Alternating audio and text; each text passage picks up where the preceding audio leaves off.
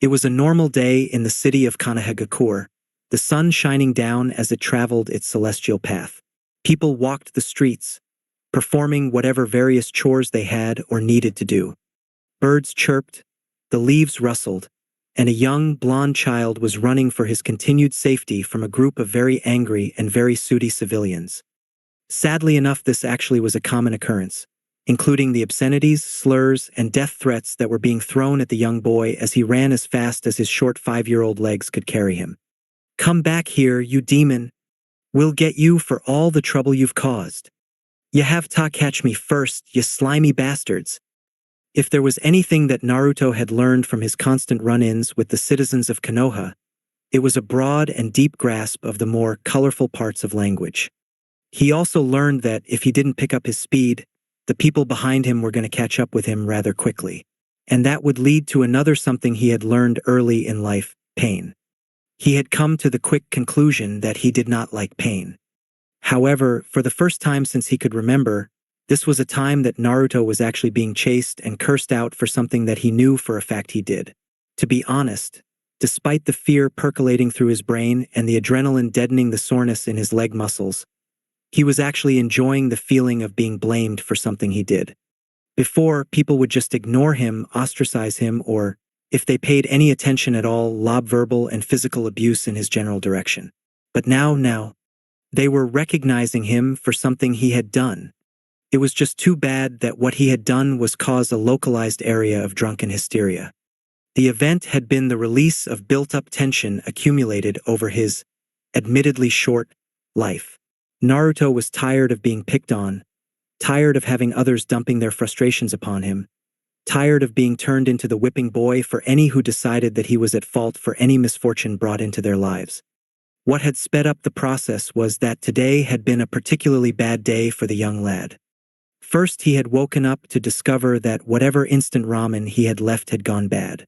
The growls and gelatinous appendages that emerged from the containers gave proof to that.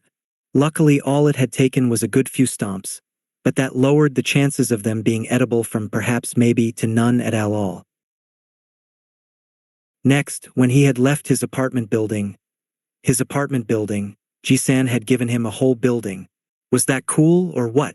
He had been splashed with a mixture of water and mud by a trio of large dogs bounding down the street after a cat, a slightly older girl with strange markings on her face chasing frantically after them.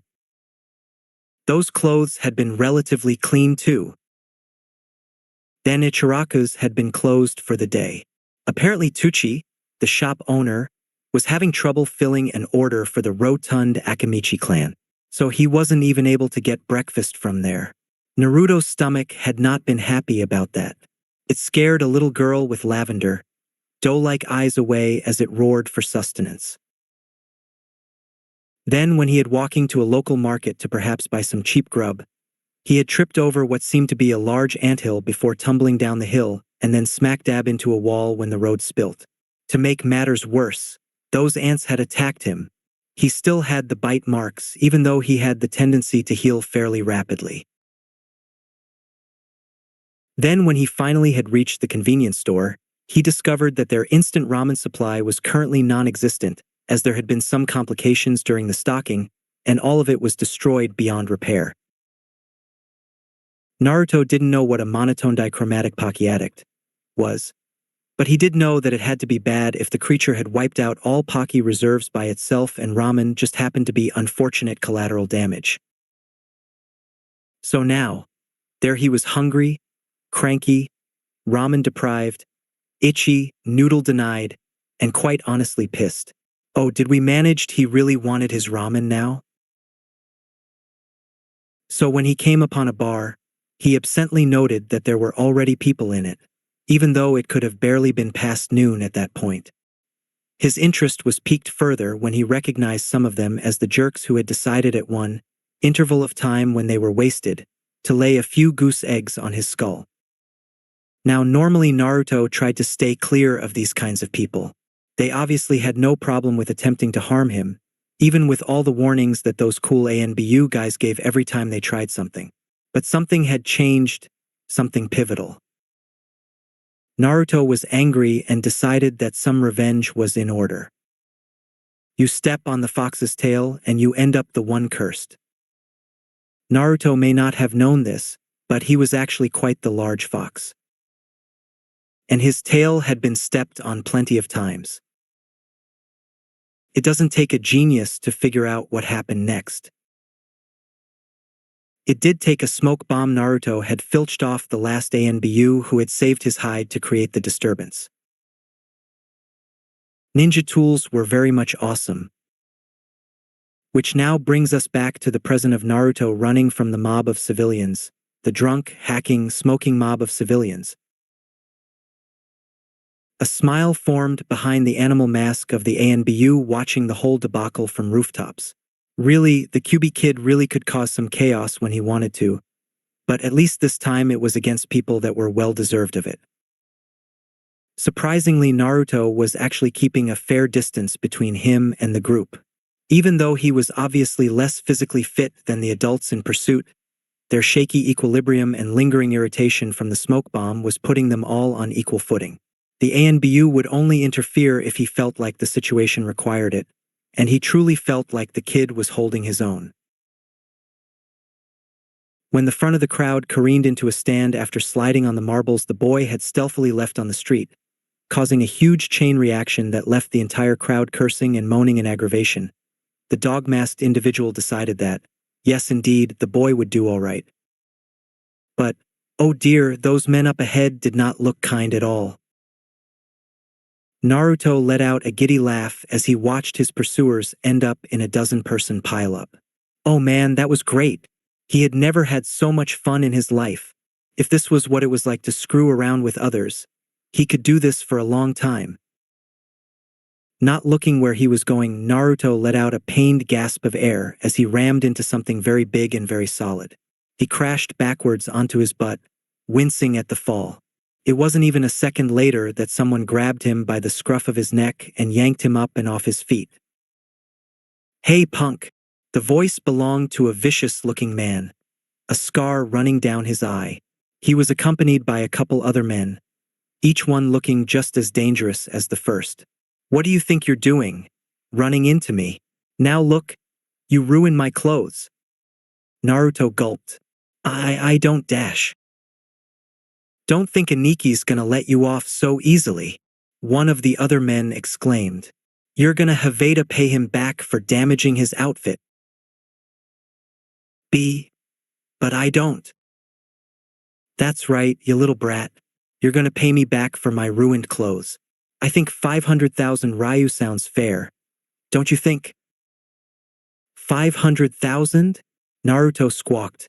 I don't have that kind of money. Oh? Too bad. Guess I'll just have to get it some other way. Huh. The man sneered, the tip of his tongue poking from the corner of his mouth. His reached into his pocket, pulling out a kunai. Carefully, almost lovingly, he drew it across Naruto's face, tracing the whisker-like marks. How about I give you a couple more tattoos like these? Hey, Ani, the last hoodlum said suddenly. What is it? I recognize that kid.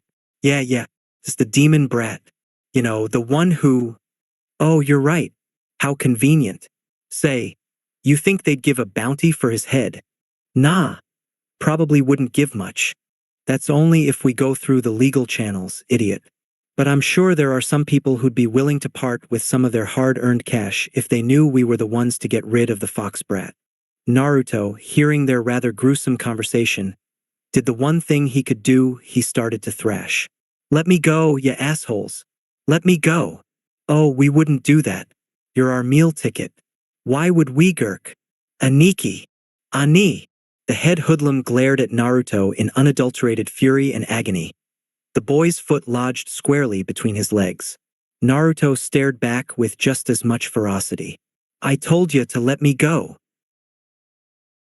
It is said to never underestimate a cornered fox. It is heavily implied to never underestimate a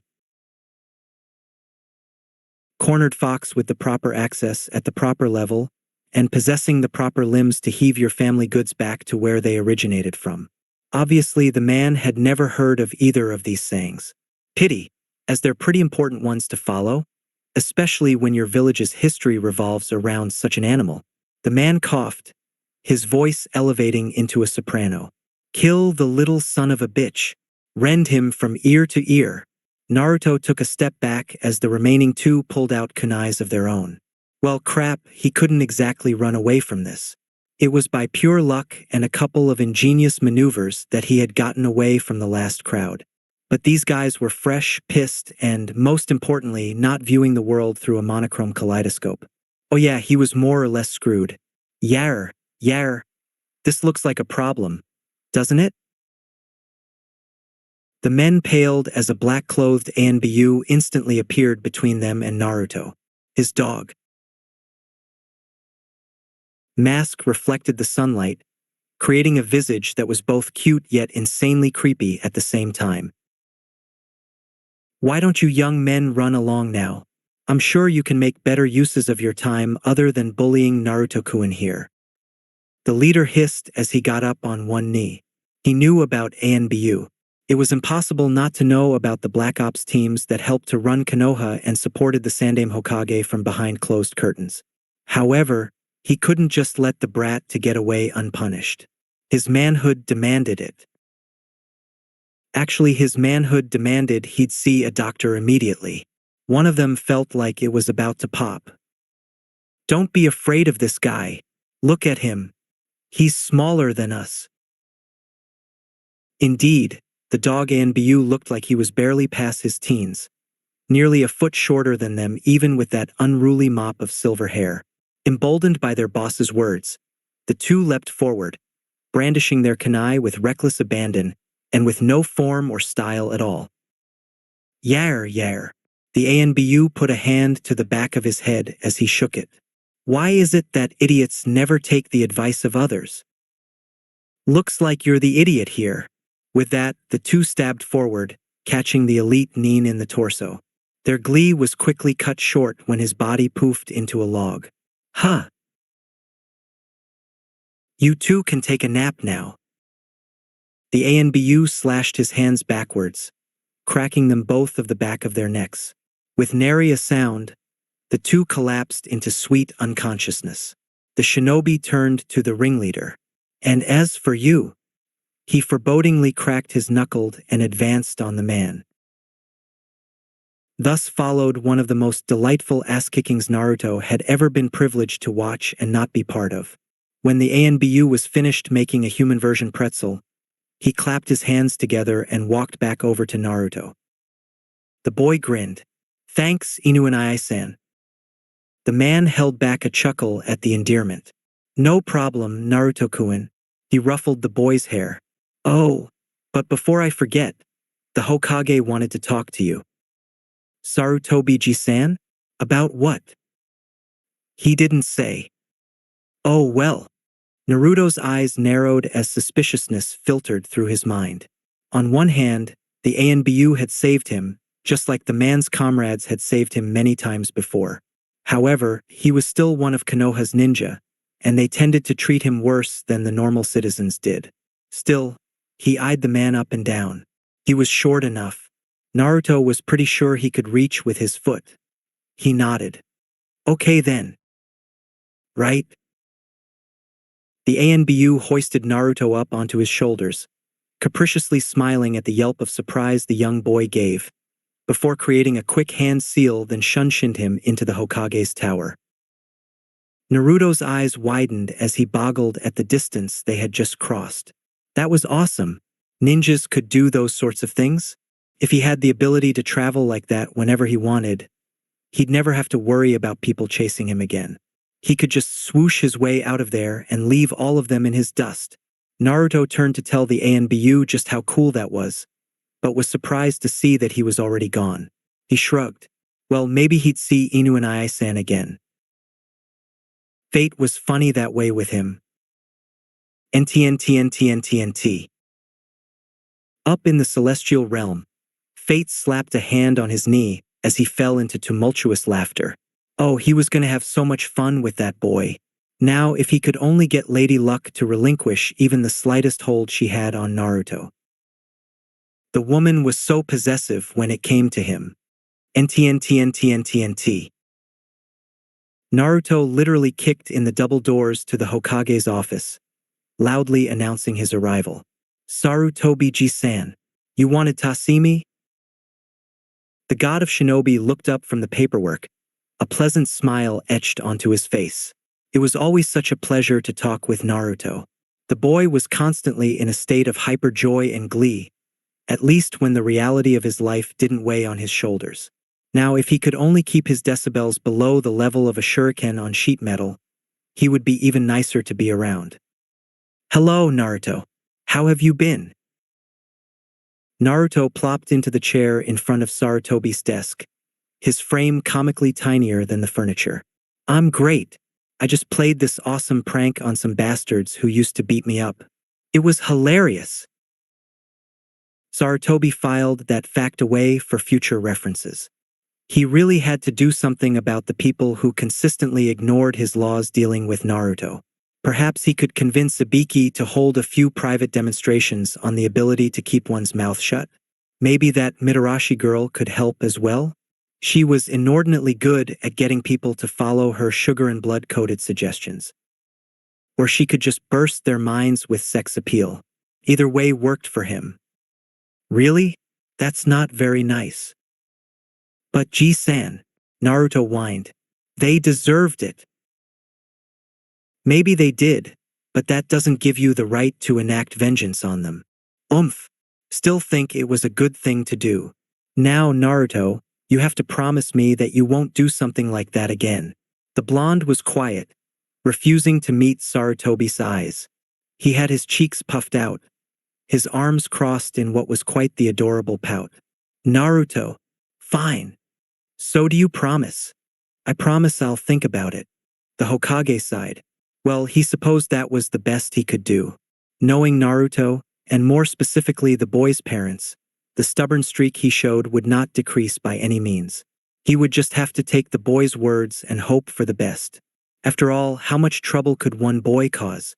NTNTNTNTNT Lady Luck passed off the bottle of vodka to Fate as she watched the timeline. She was already good and plastered by this point. Really, why did people always underestimate the flux of chaos? It only served to bite them in the ass later. She glanced at Fate, who was already succumbing to the treachery of alcohol. A bite in the ass. Sounded like fun. NTNTNTNTNT. So why did you want to see me? Naruto idly fidgeted in his seat. He found it so stuffy in the Hokage's room. Papers and scrolls and paintings and other things. Why couldn't Sarutobi have cooler things like ramen? Or maybe some ramen? Ignoring the drool collecting at the corner of Naruto's lips, Sarutobi mildly shook his head. No real reason. I just thought I'd catch up with you. I haven't seen or talked to you for a month or so since I've been busy with my duties. He folded his hands together and leaned forward, his triangular Kage hat dipping down. So how are things? They're fine. I'm doing well in my apartment. It's a bit lonely being the only one living there. But it's also cool since I can do whatever I want, and no one will yell at me either. That's all well and fine, Naruto, the older man chided. But you have to take care of that building. It's yours, and you have to learn to treat what belongs to you with dignity and respect. Do you understand? I get it, Gigi. Naruto decided not to tell Sarutobi about the several holes he had punched through the walls when he was chasing earlier versions of his mutated ramen cups. He was sure those wooden beams weren't all that important, right? What else? Naruto continued to explain how his life had been going. He deliberately left out just how badly he was treated by Konoha citizens at times. He would only worry Sarutobi because of it. Besides, he promised the Kage that he would think about what he had done and his pranks. And if Naruto was anyone, he was a person who kept his promises. He thought about it. And he decided to screw them. Unconsciously, his smile took on several foxy qualities as Naruto continued to babble about his daily schedule.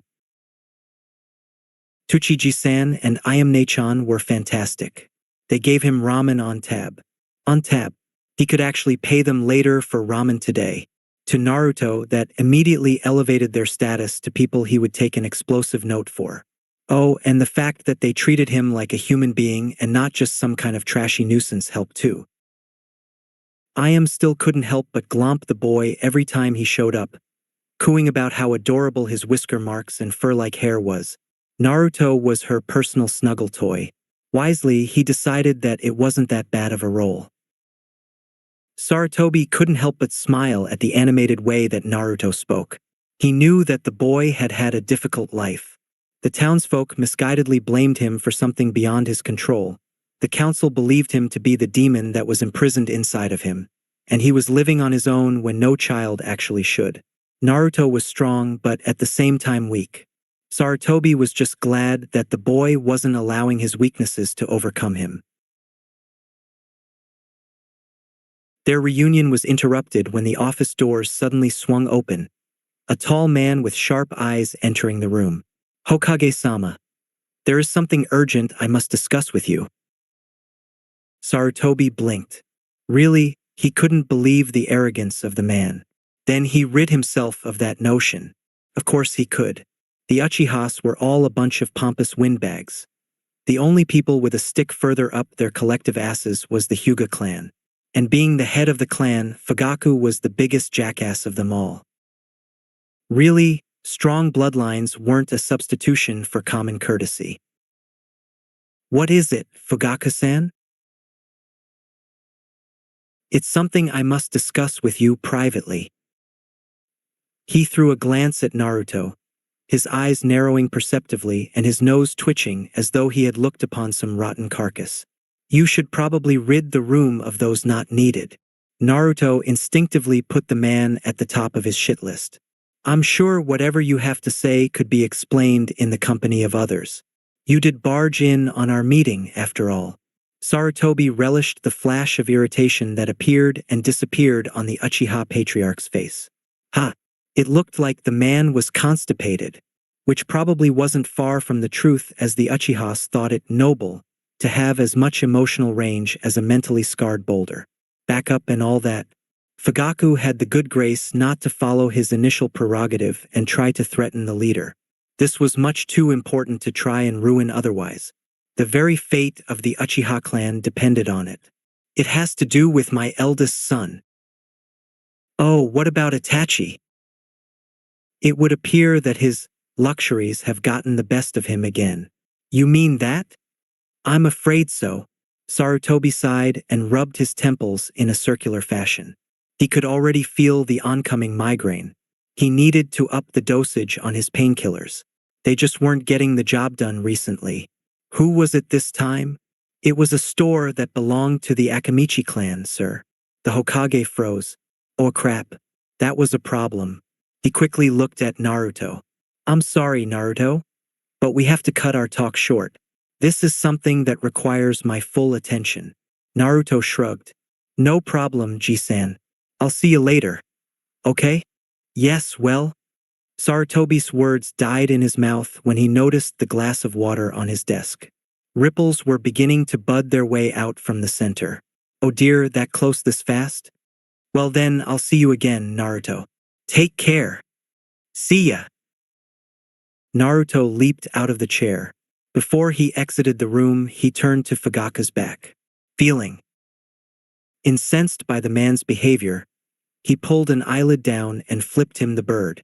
He didn't know what the gesture meant, but figured that it was an appropriate one. It took Sarutobi all he could not to react to the scene.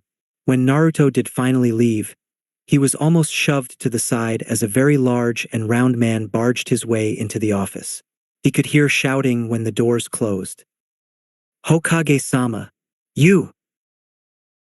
Now, Chuza, I'm sure we can discuss this rationally.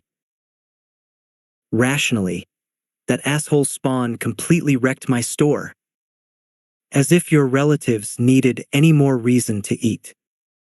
The Akamichi clan is not fat, we're pleasantly plump. Plumped ass is more like it. Why you? Several flashes of black dashed through the door, including the receptionist who decided it would be much more entertaining to watch the inevitable scuffle than listen from outside. Naruto cocked his head. Adults were so weird. He just didn't. A thought struck him. If most of the ANBU were busy trying to calm down the infraction between the two clan heads, that meant he was free to go look around. He could go exploring. He rarely had the chance to do that, as he was always escorted out of the tower whenever he was done. It's a sad fact, but his childish logic was true. People were more worried about what destruction could be wrought between the fight of two clan heads than what could be caused by a small child with a mind like a malleable steel trap and several astral tons of chakra lodged in his coils. Yeah, that would cost them. Naruto walked down the hallways, noting that the tower was just like any other building, and especially his. It was big, empty, and smelled of musty farts. He stopped when he came upon a large door. Peeking inside, he sneezed when dust invaded his nostrils. Eyes widening, he stepped inside. Whoa! There were so many scrolls around. There, on the table, under the table, shoved in the scroll cases, rolling on the floor. They were everywhere. This must have been Sarutobi's private library. This was where all those cool jutsu that the old man knew was kept. Being at such a young age, Naruto didn't know much about ninjas or their various techniques, but to his underdeveloped psyche, only one thing stood tall: ninjas were cool, and thus their techniques were cool as well. Naruto grabbed the nearest scroll to him and opened it up, his wandering eyes roving all over. It was awesome, it was great, it was amazing, it was unreadable. Oh wait, that's right. He couldn't read just yet. He was only 5. He hadn't even entered school. Sighing, Naruto threw the scroll away. That killed the suspense and intrigue for him. No matter how powerful any of the jutsu may be, they wouldn't do a lick of good if he couldn't understand them. Sighing again, he decided to just leave. Maybe he could find a store that actually had some ramen in it. As he turned, his foot caught on a wayward scroll, causing Naruto to pitch forward and crash into the end of one of the scroll cases. Scrolls and dust were scattered everywhere, creating a sneezing and coughing fit the likes of which he had never had before. When it finally cleared, he sniffed, groping at the floor to try and pull himself up. His hand came upon something stiff and leathery. Blinking, Naruto looked closer. There was something lodged behind the case. He gave an experimental yank and fell back, the object clutched in his tiny hands. It was a book. Not a scroll, but a book. It was huge, a monolith of literature, about a foot long and 4 inches thick with a hard, leather-bound cover. It also weighed a ton. He was surprised he was able to grab it in the first place. On the cover was a picture of what looked to be a spark of lightning, surrounded by letters he obviously could not decipher. Opening the book up, he skimmed the pages, his eyes widening with each sheet flipped. This book had pictures, and really neat-looking pictures at that. He had no idea what any of the strange contraptions were, but they seemed like they would be really fun to play with if he ever found them. Something clicked in the back of his mind. Sarutobi-ji-san wouldn't mind if he borrowed this, right? He had so many scrolls, and this book was forgotten behind the shelves. No one would care if he took it. Nodding at this train of thought, Naruto shoved the book into his pants, covering it up with his shirt. No point in not taking precautions, right? Precautions for what? Theft? Naruto ran out of the library and out of the tower, heading for home. He had some reading to do. NTNTNTNTNT. Fate snored drunkenly as he rested against Lady Luck's breasts. The lady didn't even care, as she was rather inebriated as well. And why shouldn't they be? They had just changed history. They deserved the break. Oh wait, you mean they weren't supposed to do that? Oh well. NTNTNTNTNT. Another day came. The sun shined through the windows of the apartment room, landing on a tanned face. The recipient of the day's blessing grumbled in agitation, cuddling further into the cool, hard metal against his cheek. Don't want to get up just yet. A high, tinny voice broke him from his ephemeral slumber. Boss, you gotta wake up. It's morning. Go away. He absently swatted a lightly tanned hand at whoever was bothering him. Boss. No answer. Okay then, boys. Boss doesn't want to get up. Initiate wake lazy ass up protocol. Boss. Get up. With the sound of a million sirens suddenly cutting through the morning air, Naruto awoke abruptly, holding his hands to his ears in a futile attempt to blot out the noise. When it slowly cut off, he turned his head to the cause of the cacophony. There stood a miniature version of himself. Barely a foot tall, the robotic Naruto looked at him with neon blue eyes, the letter A soldered onto its chest and a wire trailing from its backside. The loudspeaker sunk back into its chest, the compartment around it closing as it did. It opened its rounded mouth, looking like a cheap ventriloquist doll. Good morning, boss. Morning, eh? Naruto yawned. He glanced at the turbine engine he was holding onto. His right hand dug deep inside it with a screwdriver stuck in his fingers. He retrieved his hand, cracking the joints to gain back feeling. What time did I fall asleep last night? It was this morning, boss. You've only had a few hours sleep. Oh, really? He yawned again, adjusting the goggles so that they were perched on his forehead instead of in front of his eyes. He had been slaving over the new engine for the main breaker. If he could only figure out the input-to-output ratio, he could make the Narukun's efficiency rise tenfold. Status report? Another Narukun waddled over, this one with a K on its chest. All Narukuns are in satisfactory condition, boss. The house's security measures have not been breached, and all experiments are stable. There was a slight increase in energy usage at 500 hours for a few minutes, but it's nothing that exceeded the safety limits. Anything else? He grabbed the turbine and turned it over, looking for that last bolt he had been working on. Experiment G11 escaped its holding cell earlier. He raised an eyebrow. And it ate Narukuns I threw J until we were able to detain it and dig them out. They were not exceedingly damaged. Just give her some ramen. That usually calms the sweetie down. I'll go down there later and have a talk. If she wanted to get some fresh air and exercise, she could have just told me. You have been ignoring it and its friends lately, boss. Naruto shrugged. Deciding that he had done enough with the turbine, he set it carefully down and stretched his arms. Grinning at the pops that accompanied his joints moving out of place, he settled down and tightened his hand into a fist. He took a deep breath. He loved the scent of toasted iron and oil in the morning. It was such a great thing to wake to. Today feels like a good day for science. He was echoed by several other Narukuns who began to pop up here and there after his declaration, their higher-pitched versions of his voice in agreement. For science. For science. For Psi-dash. Narukun A's statement was cut off as its head exploded. Naruto blinked again as oil and hydraulic fluids slid down his face and shirt, soot floating around the air. A's distinct lack of a head bled out fluids as sparks ignited at random.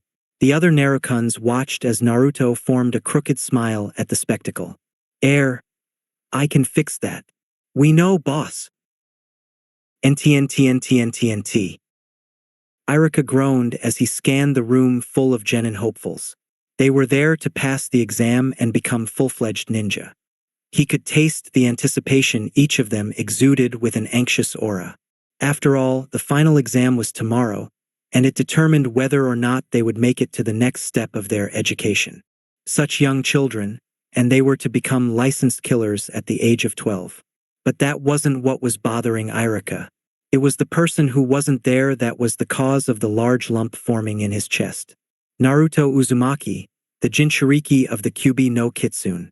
Irika knew that Naruto wasn't a bad kid, per se. He was actually quite the nice boy. He wasn't at all like the demon that had nearly destroyed their village years ago. He knew pain, knew suffering, even if most of his self-inflicted suffering was a dearth of ramen. The boy was the class clown, screw-up, and overall dead last. But it was his status as the trickster of Konoha that brought the most annoyance to the Chunin teacher. Painting the Hyuga estate neon orange, TPING the entire financial section, letting loose all of the Inuzuka's Nin on a wild and destructive chase through Konoha after a cat, a fake cat at that. What the hell would the boy do next? Yaha! See if you can catch me, you jerks!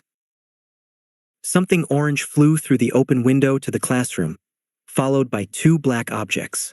The orange blur melted into a young blonde in orange clothes, cruising on a board that effortlessly floated above the ground. The blonde's eyes widened in shock as the board refused to slow down, and he crashed into the opposite wall with a loud bang. Naruto picked himself up from the ground. Damn! I really need to work on a way to put brakes on this thing. His frown turned into a grin as he turned to the people who had been chasing him. Thanks for the escort, ANBU-sans. I think I can look after myself now.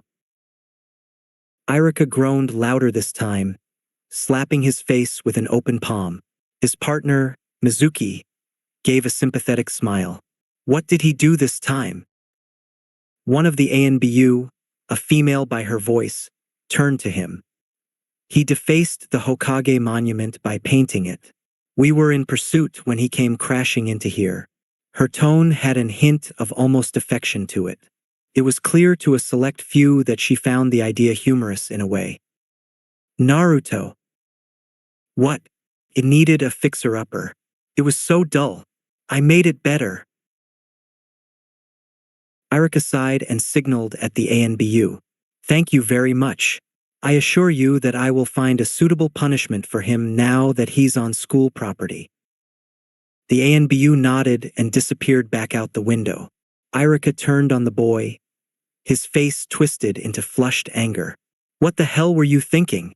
Tomorrow is the graduation exam, and you're wasting time doing pointless pranks. You've failed the exam twice already. You really want to repeat a third time? Peh! Naruto puffed out his cheeks and looked to the side. His aggravation growing, Irika pointed at the board Naruto had pinned to his side. And what did I tell you about making those odd inventions? You should be spending your free time studying more, not creating more stupid and useless trinkets. Hey, my Yukabita is not stupid. It's a perfect amalgamation of Fuinjutsu, metallurgy, and water and wind jutsu. It's awesome and not a waste of time. You'll see. You'll see my genius. What kind of genius can we see from a dead last? Naruto turned around at the voice and the laughing that soon followed. He couldn't pinpoint the exact person due to the roaring laughter and mocking expressions all the other students gave, but he could guess. That self-serving smirk, those folded fingers, that retarded duck-ass haircut. Sasuke, another genius. Another person granted wealth and revere. Naruto couldn't begrudge the younger boy that. The boy really was a genius in every aspect of the word.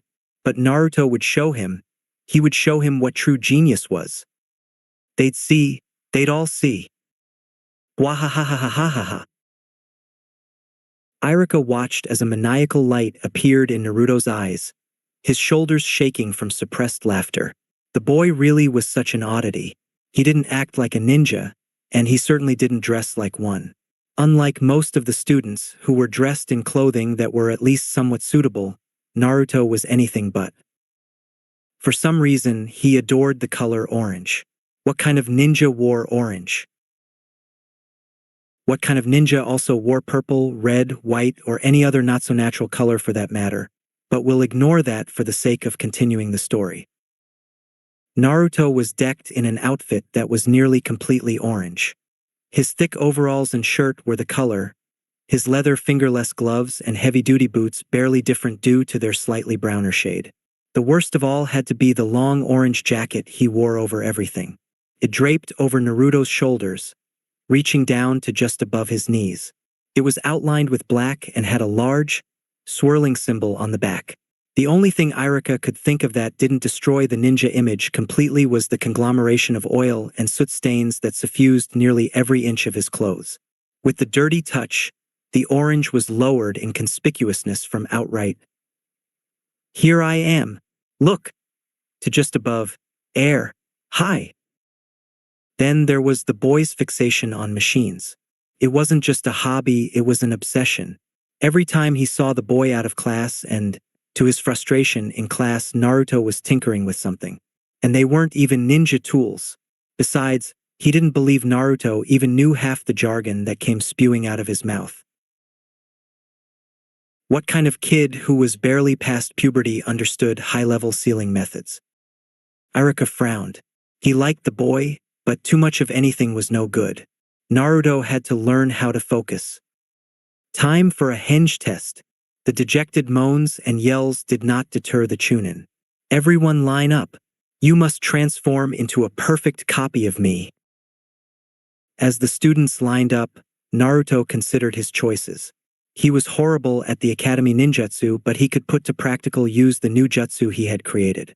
Being a man of science, he was always looking for new data to apply to his experiments. This was as good a time as any. When his turn came, he made a hand sign, molding chakra into his technique. What came of the jutsu was decidedly not a mirror image of Irika. Long, flowing blonde hair, cut into ponytails, trailed down a sensuous body. Luscious curves fell over blemish-free skin. An impressive bust and a sexy backside complemented each other as they perked up for all to see. The only thing obscuring the view of the sex bomb of a blonde's nether regions were tastefully positioned clouds of chakra. Naruto, the result of the dangerous Oiroke no Jutsu, blew a flirty kiss as she bent over at the waist, giving an impressive shot of her wickedly sinful form. The room was silent. Then it erupted with between shouts of unrepressed lust and torrents of blood shooting everywhere. Naruto reverted back to his original form, glad that his goggles had prevented any blood from getting in his eyes. Really, the ingenuity of appealing the base functions of the human being was more efficient than he'd ever thought. Naruto blinked at the sea of blood surrounding the unconscious bodies of various male academy students, 2 Chunins, and a gobsmacked legion of girls. He removed the goggles from his face, wiping an arm across them to clear them of blood. I'd call that experiment a success. Now, if he could only just outrun that advancing throng of pissed-off fangirls for doing what he did to their Sasuke-kun, he'd be just fine. He wasn't able to escape from gangs of highly trained ninjas for nothing. Too bad they had nothing on an irate fangirl. NTNTNTNTNT. Naruto watched as, one by one, the students left to take their final exam. Yesterday had passed by quickly, and it was already time for him to yet again attempt to gain his Hitai-8. Irika had taken him to Ichiraku's after he had regained consciousness, giving him a small pep talk about the upcoming test. Of course, this was after he made Naruto clean up the Hokage monument. It wasn't really that hard. He had made the paint extremely soluble for a reason. Still, he was a bit worried about the test. Bunshin was his worst jutsu, even more so than Henge and Kawarimi. He just couldn't seem to form the needed chakra shape. But he did have other ways of getting around such deficiencies. Idly his fingers outlined a ball in his coat pocket. After failing so many times, he had found a way of emulating the Bunshin. Yes, he was sure to pass, and thus he was one step closer to his dream. He would become Hokage and then... Hearing his name called, Naruto was broken from his thoughts. He exited the communal room and entered the private one where Mizuki and Irika were examining the students. He saw them sitting at a table, a number of headbands all neatly aligned row by row. Subtly he took the orb and dropped it down his pant leg. All it would need is a couple of words and then... Irika kept a frown on his face. As much as he wanted Naruto to pass, he couldn't play favorites while he was in his role as teacher. He cheered Naruto on as much as he could the day before. Now all he could hope was that Naruto would take the encouragement to heart. "You may begin," he said in a neutral voice. "Right." Naruto crossed his fingers. "Bunshin no Jutsu." Something clicked, and the subtle whir of gears and servos came to life. The orb, hidden behind Naruto's boots, flared softly as runes crisscrossed their way across the surface, ending on a glass lens. The lens lit up, light flitting through and angling upward. 3 perfect images of Naruto flickered in existence, mirroring their original stance. They were foggy and slightly translucent, but they were unmistakably copies of the sun-kissed blonde. Iruka couldn't believe it. Naruto had managed to perform the jutsu. Naruto grinned. He knew it would work. Giving a 2-fingered victory sign, the clones copied in suit. "How's that for a bunshin?" Iruka shook his head and smiled good-naturedly. "Congratulations, Naruto. You dash." A screech filled the room like nails on a chalkboard. Smoke drifted up from behind the boy. Then, in fit of scorned karma, there was an explosion, metal fragments shooting every which way. The clones shook and then flopped out, vanishing from sight. Iruka looked on confusion, seeing how Naruto's expression became more sheepish with each silent moment. Then his face began to twist as he was riled up. "Naruto!" Naruto had already bent over, collecting the scraps that were once his beautiful machine.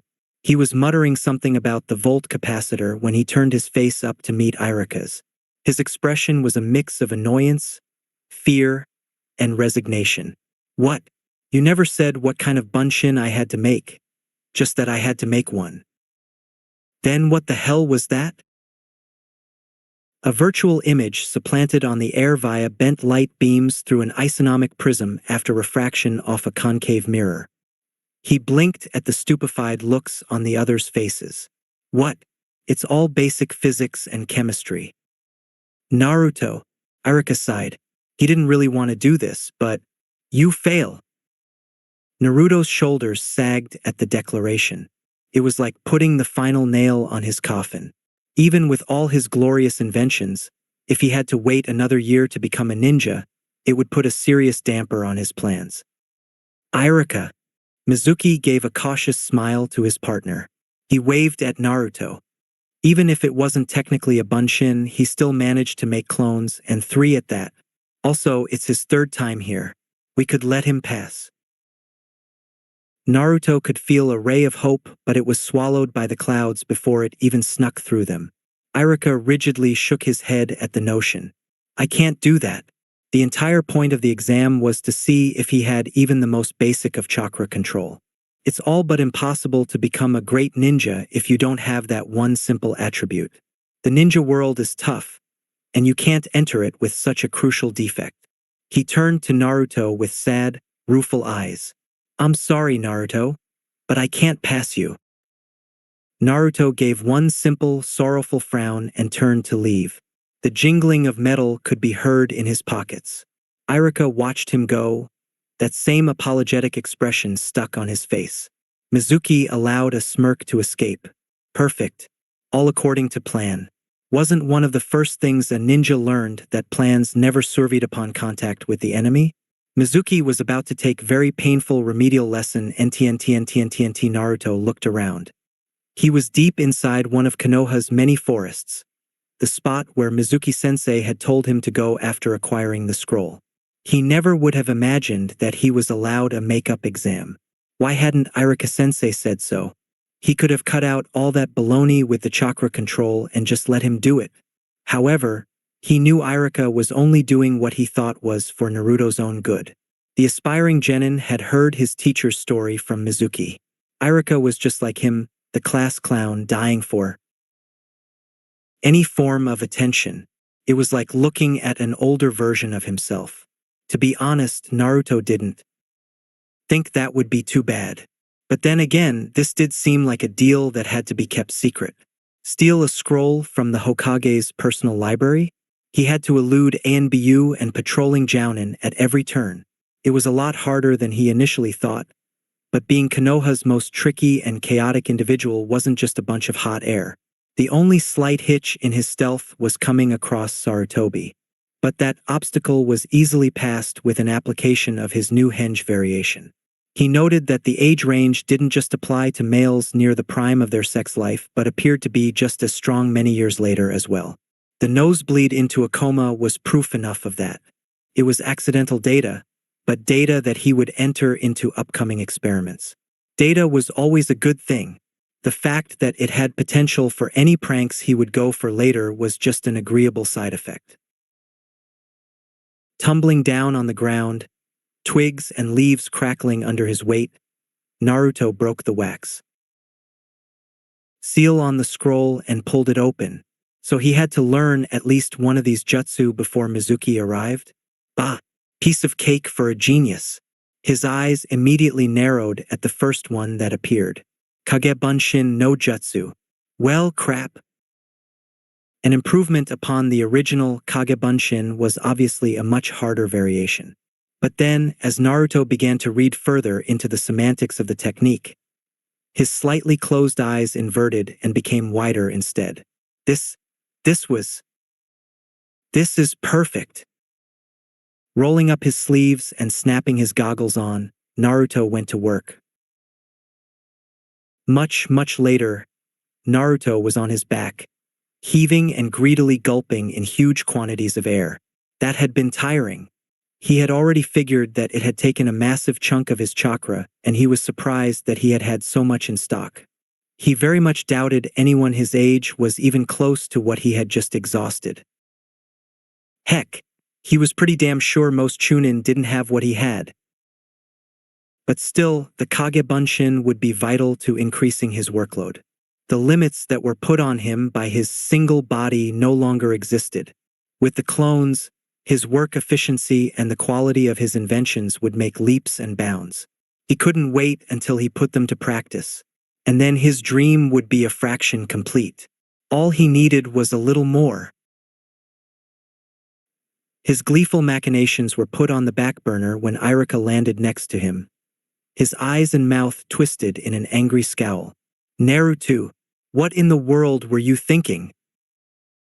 Hey, Irika-sensei. Naruto looked up at the upside-down figure of his teacher. I was wondering if you'd find me first. You idiot. Do you know what you're doing? What do you mean? I'm learning jutsu from this scroll. I mean, I've only learned one so far, but it's one hell of a doozy. Irika pointed at the overly huge scroll lying by Naruto's side. Do you have any idea what that scroll is? It's forbidden. It was sealed away for a reason. What possible excuse could you have for stealing such a valuable and dangerous item? Naruto pulled himself up into a sitting position, dragging the scroll across his lap. Huh? What are you talking about? This is my makeup exam, isn't it? You know, the one that, if I pass, I can graduate. His head was tilted, his face scrunched up in bewilderment. Irika paused. There was sincerity in Naruto's voice. He hadn't just taken the scroll on some flighty whim. He had taken it because he honestly believed if he did, he would be able to become a genin. But who would give him such a false idea? Naruto? Who told you that? The boy stood up, clutching the scroll to his chest. Mizuki-sensei did. He told me to get the scroll, come here, and learn at least one jutsu from it. Then he would pass me. His face faltered. You mean that was just a joke? Mizuki did? Arika's ears twitched. Naruto, get down. He shoved the young boy to the side, the whistle of kunai becoming more pronounced as they slammed into his body. Naruto fell to the ground, his already worn clothes getting additional dirt ground into them. Irika was pushed backwards into the small hut near the clearing, nearly pinned to the wall by the onslaught of pointed weaponry. Although he was pierced in multiple areas, his thick clothing and Chunin jacket prevented any of them from being anywhere near fatal.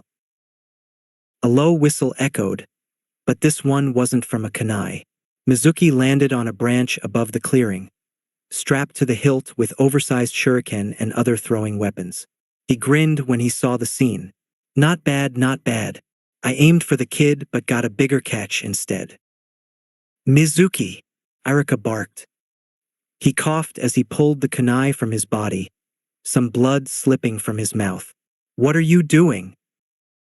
TCH. But this fish seems to be too gangly for me to eat. Looks like bigger isn't always better. Mizuki swung his head over to Naruto. Naruto, give me the scroll. You passed the test. His tone was soft, much softer than it should have been after nearly killing a man who was just that morning his shinobi partner. What the hell is going on? Irika-sensei? Naruto. Whatever you do, don't hand the scroll over to him. Why? Like I said before, that scroll contains kenjutsu that are too powerful for any one ninja to handle. That's why it was sealed away and stored in the Hokage's vault. Mizuki must have wanted it for himself, so he used you to get it. He's a traitor, Naruto. A traitor? I'm not a traitor, brat. I just wanted what I deserved. Do you know what kind of power is in that scroll? More power than you could possibly imagine. And it's all mine, as soon as I pry it from you cold fingers. I won't let you put one stinking hand on him, Mizuki. Irika stumbled forward, his legs weakening from the blood loss. If he didn't get some first aid soon, there was a high possibility he was going to be in some serious trouble. You? You of all people would protect him, Irika? Ha, that's a laugh. Naruto gulped, his mind whirring with activity. What do you mean? Don't you get it? He's hated you. He's always hated you, just like everyone else. You're nothing but a polluted stain on our lives. Naruto's eyes grew wider at this exclamation. No, that couldn't be true, could it? Irika couldn't have possibly hated him all this time. He just couldn't. He had bought Naruto ramen. How could Irika hate him? Mizuki sneered at the confusion that was eating its way through Naruto's irises. Just a little bit more and it would be done. You want to know why? Mizuki, stop. He ignored Irika. 13 years ago, the dreaded Kyuubi no Kitsune came to our village. No one knows why, but it ruthlessly attacked us, turning any in its way into little more than dust and blood. The only way to stop it was to have the Yondaime Hokage sacrifice his life. I know that. It's one of our most important history lessons. But what does that have to do with me? Steadily, slowly but surely, a dark thought began to creep its way into Naruto's brain. Mizuki, no. What you're saying is forbidden. Mizuki. You don't think he really killed it, do you? The air froze. All was still. A being of that much power? You really think a human could actually permanently defeat it? No, of course not. So he sealed it away. In a little baby boy. The world stopped turning. Do you get it now? Why the villagers hate you? Why so much animosity is directed at you with no clear reason? You're the one the Hokage sealed the Kyuubi into. You're the new incarnation of the Kyuubi no Kitsune. You killed everyone, including Irika's parents. It's always been you. With that, he snapped off one of the oversized shuriken on his back and gave it a stiff whirl. Irika watched. He watched as Miyuki let go. He watched as the shuriken flew towards Naruto's prone form. He watched it inch closer. And then he acted. Shielding the boy with his body, he waited for the inevitable pain as the shuriken entered his back. It was the least he could do for Naruto. So much pain, so much misguided hatred. It wasn't his fault. It never was. Naruto was Naruto. He wasn't the Kyuubi. He was just Naruto. All he could do was protect the boy with his life. The pain never came. Instead, a dull clang ran along his back. He opened his eyes to see that Naruto had reached his arms around him. The boy's eyes were hooded, preventing Irika from seeing what emotions were running through them. He let go of the older and larger man and walked around him, towards Mizuki. Mizuki couldn't believe what he had just seen. First he had gone for Naruto, but that moron Irika had blocked his shuriken with his body. It didn't really make a difference. It was just one extra person to kill. But then the shuriken refused to even hit him. Instead, the boy had reached around Irika, hands positioned where the shuriken was aimed to hit. And then, the gloves grew. Metal arched out like a blooming flower, forming a circle a foot wide that reflected the shuriken from its path and into the hut behind them. It was still extracted, perched on Naruto's left hand like a buckler. Naruto refused to raise his head. He addressed Mizuki in a deadened voice. "Is that true? Am I really the Kyuubi?" "No, Naruto," Irika interrupted. "You're not the Kyuubi.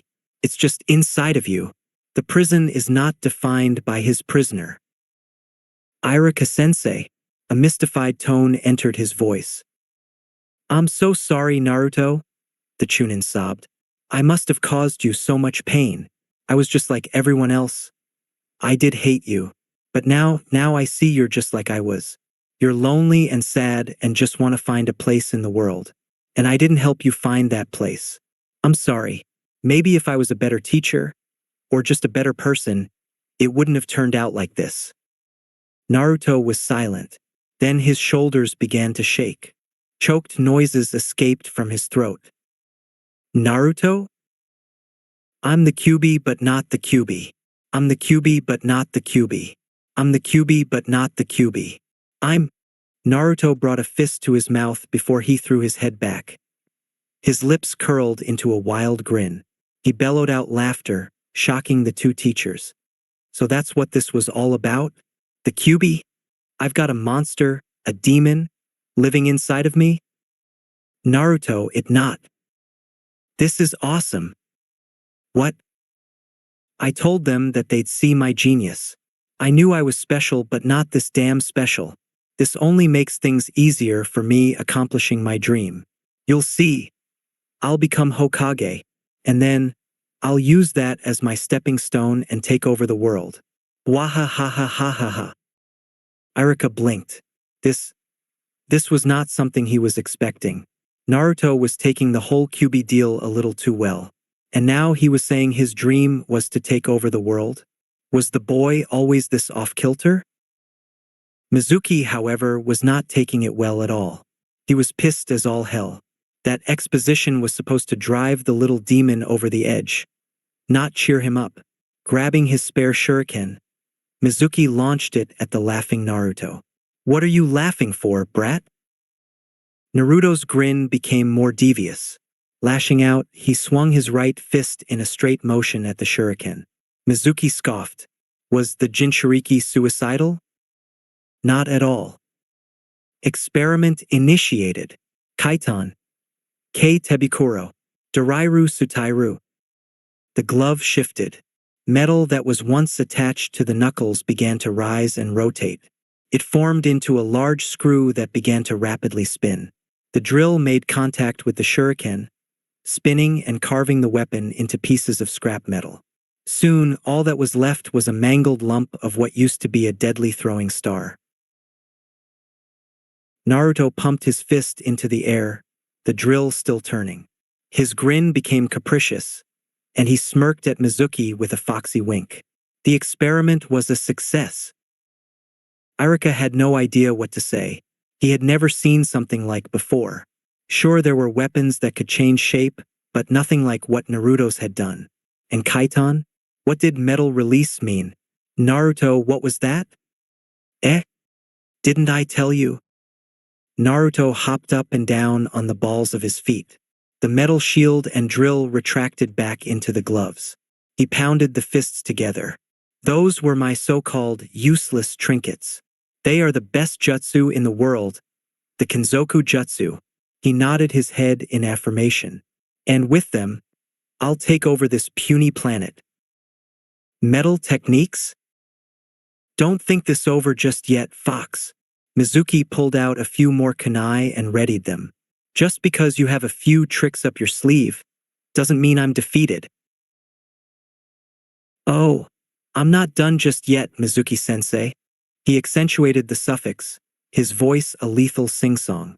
And they're not tricks. They're something you've never seen before. You wouldn't mind if I used your help for experimental data, would you? Just try it. Oh, I will. His smile became devilish, his tone oozing honey and poison. The drill and shield emerged from their lairs once again. Irika had never seen Naruto like this before. It was like a completely different personality had emerged from the boy.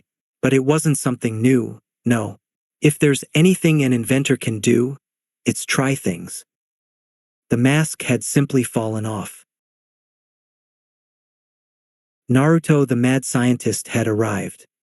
Dodge this. Mizuki threw the kunai. Kaitan. Roketo Kutsu. Naruto tapped his heels together. Treads burst out from the bottom and revved. He shot forward with a blaze of fire emanating from the back of his boots. Using the shield on his left arm, he blocked the incoming attack and leveled the drill with his right arm. Mizuki dodged into the air, jumping over the boy. Naruto dashed forward, right towards the shack. But instead of crashing into it, he placed a soul right before he impacted.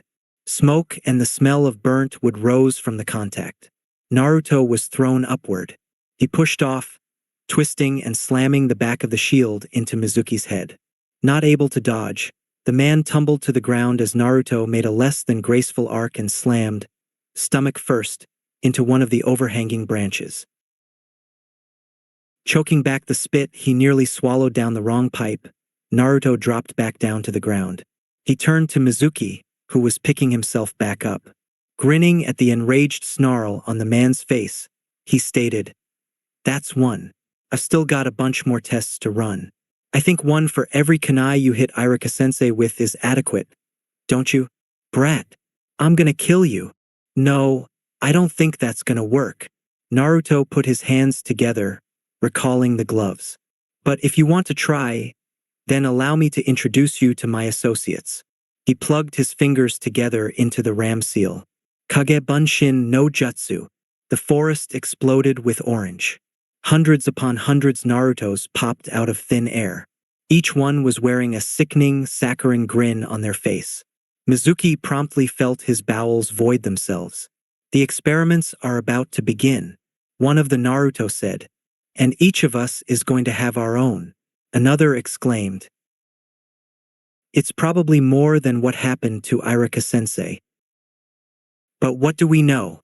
We're the dead last of the academy." The multitude of Narutos each pulled out a singular orb from their jackets. If one looked close enough, you could see that the runes inscribed on the balls looked suspiciously similar to those written on explosive seals. Experiment initiated. The resulting explosions wiped out nearly a square mile of the forest. NTNTNTNTNT. Irika-sensei? Nah. Irika-sensei. Well, what? Irika clumsily woke from his impromptu nap. After watching Naruto create enough firepower that would make an explosive expert jealous. He had passed out when a stray rock had conked him on the side of the head. Looking around, he shot to his feet but then instantly fell back down when he became dizzy. "Where's Mizuki?" Naruto jerked a thumb over his shoulder at the burnt, smoking, but still breathing body of Mizuki as he lied unconscious by a tree. "I might have gone a little hard on him, but he'll survive." Irika breathed a sigh of relief. As much as he was glad that Mizuki was defeated, he didn't want Naruto to become a killer already. But he had more important matters to attend to. "Naruto, where did you learn all those skills?" Naruto tilted his head. He pursed his lips. 8 years. Huh. I've been learning, testing, and making those jutsu for 8 years. Ever since I found this book that described them. "What are Kinzoku jutsu?" The boy grinned. "Metallurgy infused with seals that provide a numerous amount of abilities, services, and effects depending on how they're created. Would you mind showing some to me?" Naruto tapped the side of his head. "Sorry, Irika-sensei. Trade secret." Can't let you know all my skills for taking over the world. Irika remained silent for a second. Naruto, do you really mean that? Mean what? Taking over the world? Of course, he replied as though it was the most obvious answer. I'm gonna become Hokage and then conquer the rest of the continent and then whatever lies beyond. I'll show everyone just what a genius I am, that I don't have to learn their ways just to be great. I'll create my own jutsu and become better than anyone, even GG. Is that so? Irika looked at Naruto. Close your eyes. The boy looked at him strangely. Go on. Do it. Naruto closed his eyes. He could feel Irika try to remove his goggles, but he grabbed his hand and gave a small squeeze. Irika paused before smiling and then wrapping something around his left arm. Okay, you can open them now. Naruto looked down. There, on his bicep, was a Konoha headband, the steel plate sparkling through the few remnants of dirt. He looked at Irika with unbelieving eyes. The Chunin smiled. Congratulations, graduate. The newly appointed genin gaped before he closed his mouth. Closing his eyes again, he twisted his mouth into a smile. The experiment was a success. The fevered pitch of children yelling, laughing, arguing, and overall being themselves echoed in the classroom. Even though it was still fairly early in the morning, the energy levels of the newly minted genin were bursting to newfound levels. To be fair, it wasn't every day they got to become legal adults at the age of 12 or so. Too bad they didn't quite realize all the ramifications and responsibilities that came along with it yet. Naruto yawned softly as he nudged his way through the door. He had pulled another all-nighter. After discovering the Kagebunshin, he had applied it to every practical and theorized idea that he could for the past week. The results were simply amazing. They were exactly like him. Same anatomical structure, same astral signature, same behavioral and thought patterns, even the same little quirks right down to the nervous tick around his right eye that formed whenever he started to deal with volatile chemicals. Everything was the same. Sure, they couldn't take hits worth a damn. One particular clone had taken an iron spike to the shoulder and poofed, just like that. But with the balanced nature of having hundreds of yourself working at all times, they could easily pick up the leftover slack. Also, they were able to keep their own train of thoughts and perform various jobs without needing to verify or check their programming constantly. They were like the ultimate walking/talking analytical device. Even now, he had a horde of them ripping up his apartment building and renovating it back to somewhat acceptable living conditions that met the health and zoning laws, reinforcing the structural integrity, rewiring the infrastructure, finding any loose-end experiment he may have, and most likely did, left lying about. He hoped that the 3B prototype hadn't somehow made its way off the premises. The sheer power held in that fist-sized device could level an entire block easily. The fact that it only took one press of a button as he had not encrypted the chakra signature made it even more dangerous and probably stupid to not prioritize its finding. Idly, Naruto wondered if his neighbors had been carefully keeping track of their insurance premiums. There was only so much the Narukuns could do. They were the main security and surveillance force for his home, but they ran on a power source they had to be constantly connected to, and with their small stature, doing what the clones were doing was very far off for them. So back to the clones. He had dumped a huge amount of chakra into their creation, and it was becoming more and more apparent to him that his reserves were indeed gargantuan in proportion to many other ninja. At least now he knew the reason why. Kyuubi no Kitsune. That glorious bastard, bitch, creature thing. Sure, it had nearly annihilated his village. Sure, it had turned almost all of Konoha's citizens against him. And sure, it had made his life a living hell, but still, he had the most powerful bijou in existence as his tenant. Praise the heavens. The experiments he could do, the knowledge he could gain, the absolute power that was dangling from the ends of his fingertips. He had it all. This could only make things easier for him in the long run. It could only make his dreams of world conquest that much easier to grasp. Just from this simple fact, all of his plans had advanced years, decades even. With that much power, his ambitions would be realized and fulfilled. Now, if only the stupid thing would just talk to him. Naruto was smart. Insanity had nothing to do with one's intelligence. Naruto was a good person. Virtue was relative after all. Naruto had all the qualities of a ruler, he wanted to be one. How much more do you need? So why wouldn't the incarnation of evil, death, and the inevitable apocalypse just let him in and command it? Arg. It was so frustrating. It wasn't a complete loss at least. Now that he had the knowledge, he could work on a way to contact the being. On to other matters. The glory and hell that were minions.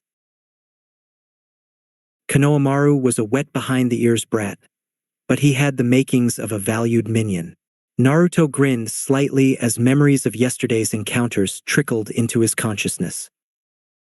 The Hokage's grandson was young, malleable, untouched. He was like a lump of fresh clay, just starting to be molded by those around him. All Naruto had to do was poke in at different intervals and make some slight changes to the whole. Nothing on the levels of brainwashing. Naruto found that entire concept distasteful. Who'd want people following them because they were thought of as a god or something? That never ended well. Cults usually fell on the end of mass suicide or genocide, and as the future commander of the elemental countries, having your people die needlessly was detrimental and opposite to your goals. But still, cultivating affection and some brand of loyalty within the lad would be smart. It was such hard work to find quality underlings these days. People just weren't looking for that job title.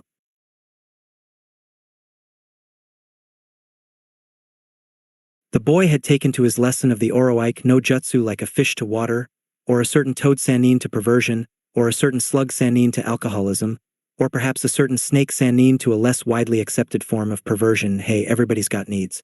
Naruto never really expected his customized henge to really come in use, but after seeing the effects it had on that elite nin, Ebisu was it.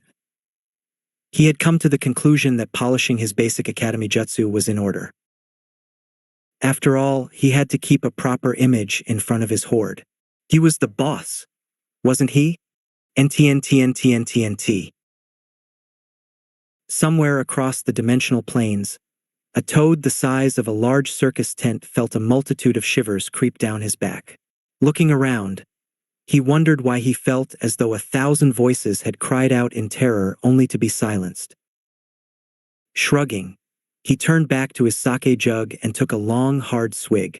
Bah probably didn't have anything to do with him anyway. NTNTNTNTNT. Of course, there was also the unexpected yet pleasant side effect to the Kage Bunshin that brought him even more glee.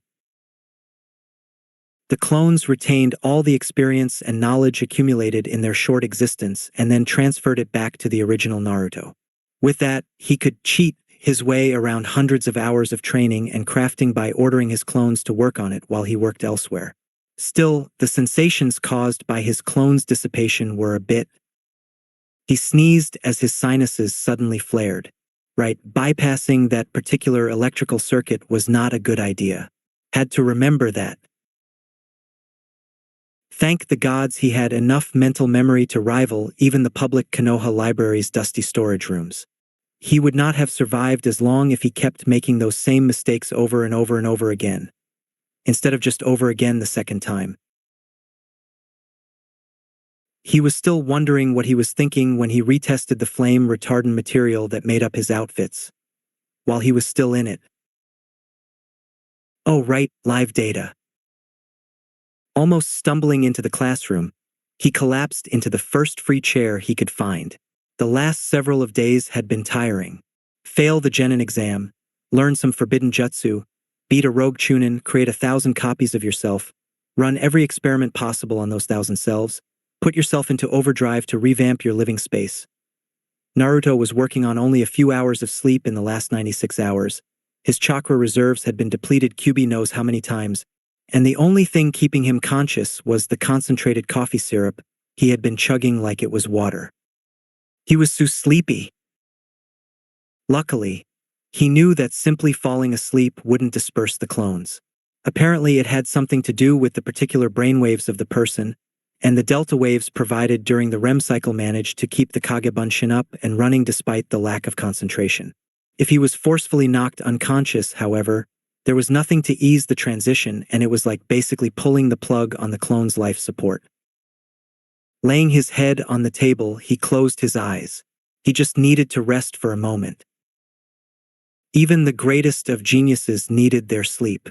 Naruto was sure that once he got his energy back, he could continue with his plans and goals. Yes, the world was his for the taking. All was according to plan. All was. A random student noticed the bedraggled boy and made his way over to him. He didn't know why Naruto was there, but it was always a plus to make fun of the class clown. The adults constantly shunned him, and it was easy to guess why considering the boy's unhinged and loner demeanor. Naruto was always avoiding the other students. In this respect, he was almost like the class heartthrob Uchiha. But unlike Sasuke, Naruto wasn't acting tragic or cool. He simply avoided everyone going on about how he needed total focus on fiddling with his devices. What a weirdo. Huh, Naruto, what the hell are you doing here? Only those who passed the exam are allowed here. He didn't receive a response, so he tried again. Yo, Naruto. A broken snore was his answer. Looking down, he blanched at the drooling that was going on. Naruto's face locked in a calm visage of slumber. Oh boy, he should probably leave the boy alone. Yeah, that sounded like a good idea. Just walk away slowly and... out of my way. Like hell I will. The classroom went silent as two aspiring kunoichi burst into the room. One with pink hair closely followed by one with blonde. The pinkette made a victory pose as she let out a brilliant, shit-eating grin. Ha! Take that, Ino pig. I was the first one in, so that means I get to sit next to Sasuke-kun. Che! The blonde stomped her foot in frustration before making it to a free seat in the back. The pinkette made her way to her prize. Enter the fangirl. A dangerous and highly volatile species, the fangirl should not be trifled with when attempting to hunt their favored prey, the elusive and irritating emo bishounen. Those that do tend to leave this world in a messy and painful way, thereby creating a warning for any others that may dare. The fangirl's only natural enemy is another of their kind, which leads to violent, both physical and verbal confrontations that can only lead to wide area destruction and monumental property damage. However, in this particular case, there is something that is even more dreadful and dangerous than a fangirl in the middle of the hunt. Sakura looked down at the boy who was blocking the way to her beloved Sasuke-kun. She growled softly, a sound that made everyone shudder in fear. Naruto, move out of the way. Haruno-san? What? The boy who had failed to leave the area pointed at the Jinchuriki, his finger shaking subtly. Naruto's taking a nap right now, so maybe... The entire room froze. Only soft snores emanating from the lad could be heard. Not much was known about Naruto. Sure, his status as the village pariah was widely acknowledged, and there was obviously something off about him, but for the most part, he was rather secretive about his life except for the occasional fevered speech about his genius. But there was one thing that was well known to every student and teacher in the academy. You do not wake a napping Naruto Uzumaki. Unlike the resident Nara, who slept through pretty much every lecture or practical test that the academy had, Naruto's ventures into dreamland during class time were far and few between. He rarely paid attention, if ever, in class, but there was a large difference between being completely unconscious and simply not following the lesson at hand. When Naruto's nap was interrupted, bad things happened. Not bad things, bad things. You could literally hear the capitalization. The last person to suddenly wake him had his hair frizzed out from the electricity for weeks. Nothing could completely dissipate the shock given. And the entire time Naruto had looked around like nothing had happened before drowsily apologizing and then going to work on one of his tools. So Sakura was left at a conundrum.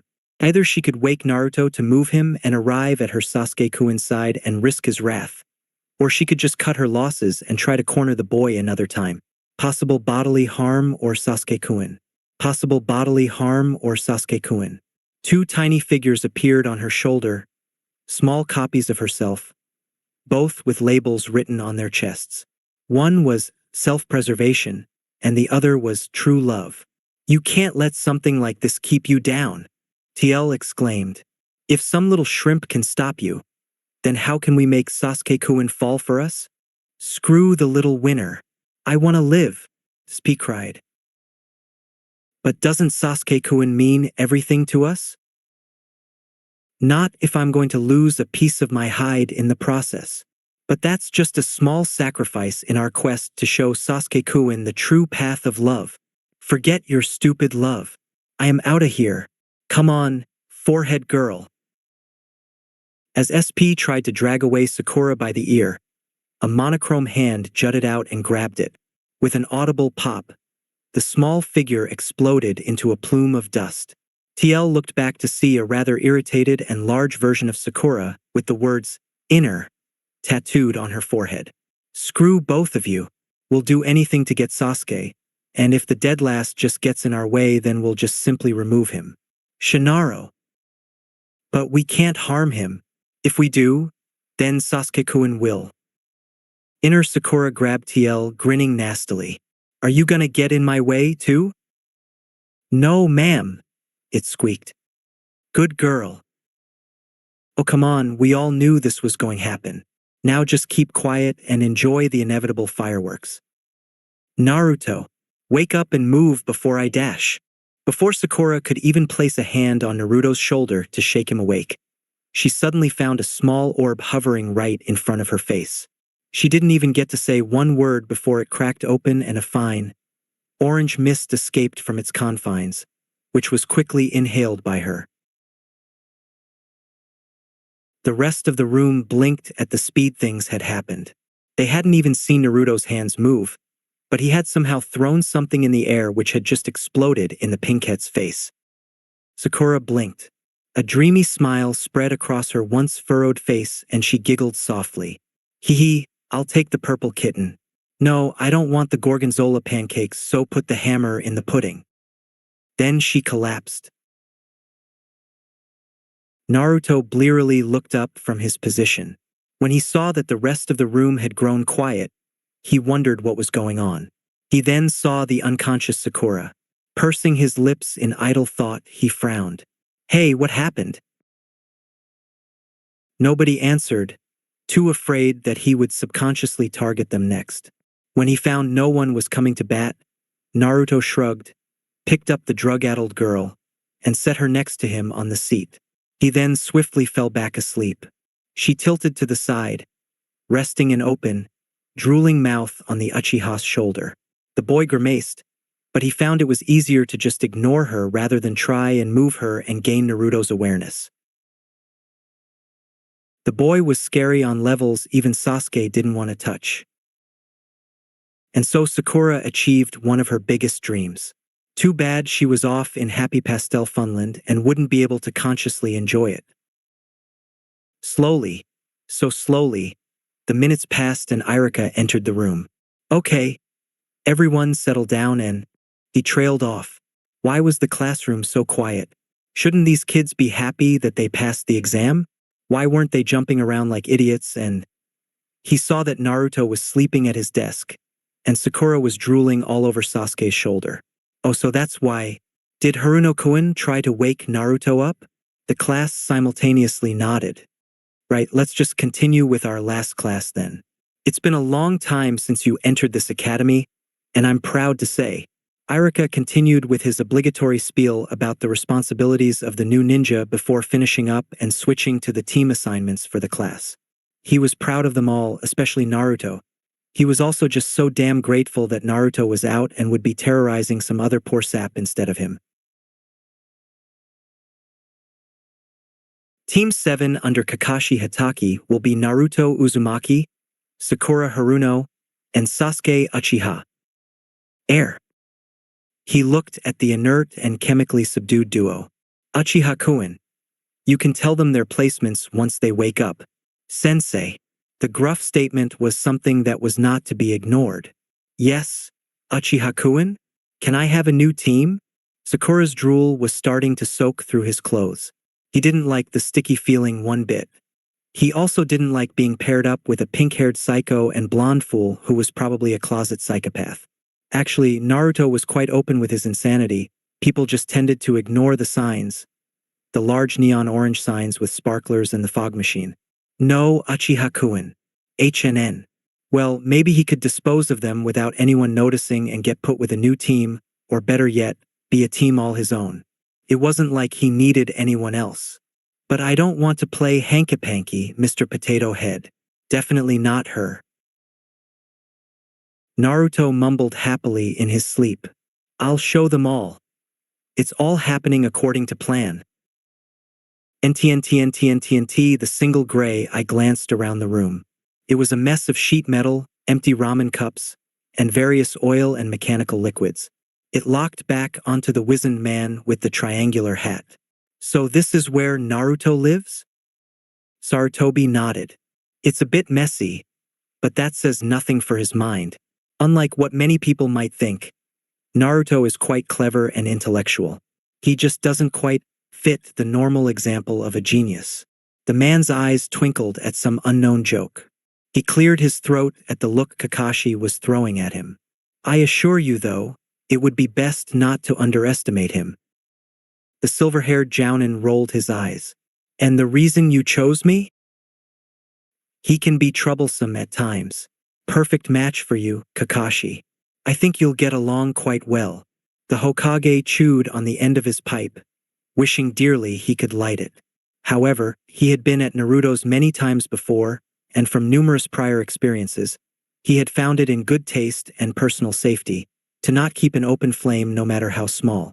Plus, you'll also have the Sasuke of that Uchiha clan on your team. Huh. Yo, Ji-san. The two turned around to see a Narukuin walk into the room and salute the leader of the village.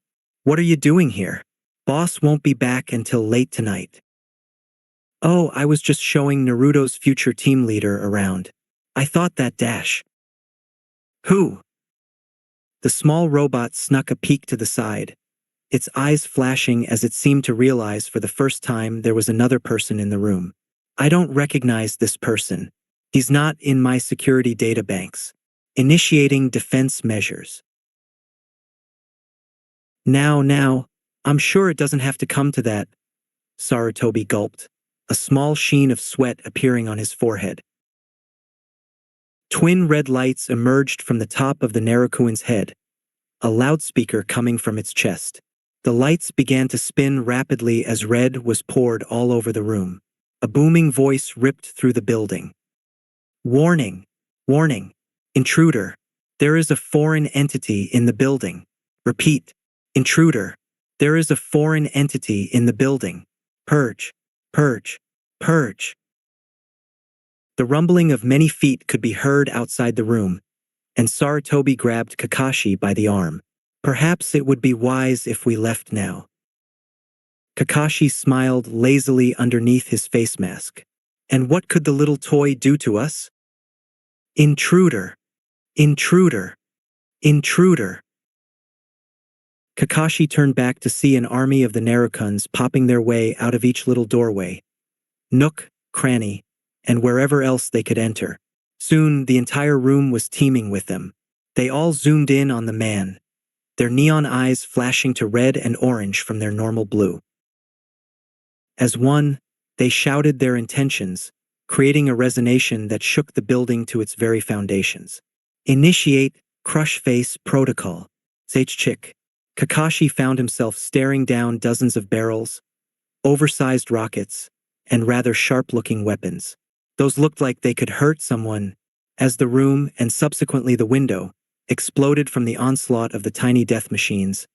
He absently noted that the Hokage had disappeared somewhere in that short frame of time. Really, the man knew what he was talking about. He was called the Professor after all. Sarutobi watched from his safe position a mile down the road from Naruto's apartment building. A window had burst open in an array of glass and smoke, and he could see flashing and various explosions occur. He hoped the charred and smoking object that had just been propelled from the opening wasn't the body of the late Kakashi Hitaki. It would be so much paperwork to try and hire another jounin that would be willing to look after Naruto. A ninja's life or paperwork, obviously being Hokage for the second time, had taught Sarutobi to organize his priorities. NTNT, the room was still, quiet, a perfect moment of serenity and tranquility. Arg, where is he? Okay, maybe not so much. Sakura stomped her foot on the ground, her frustration having already gotten the best of her and deciding to see if it could make another drive-by. She faced her team members. She still couldn't believe she was a team with Sasuke. It was the best thing that could have possibly happened to her.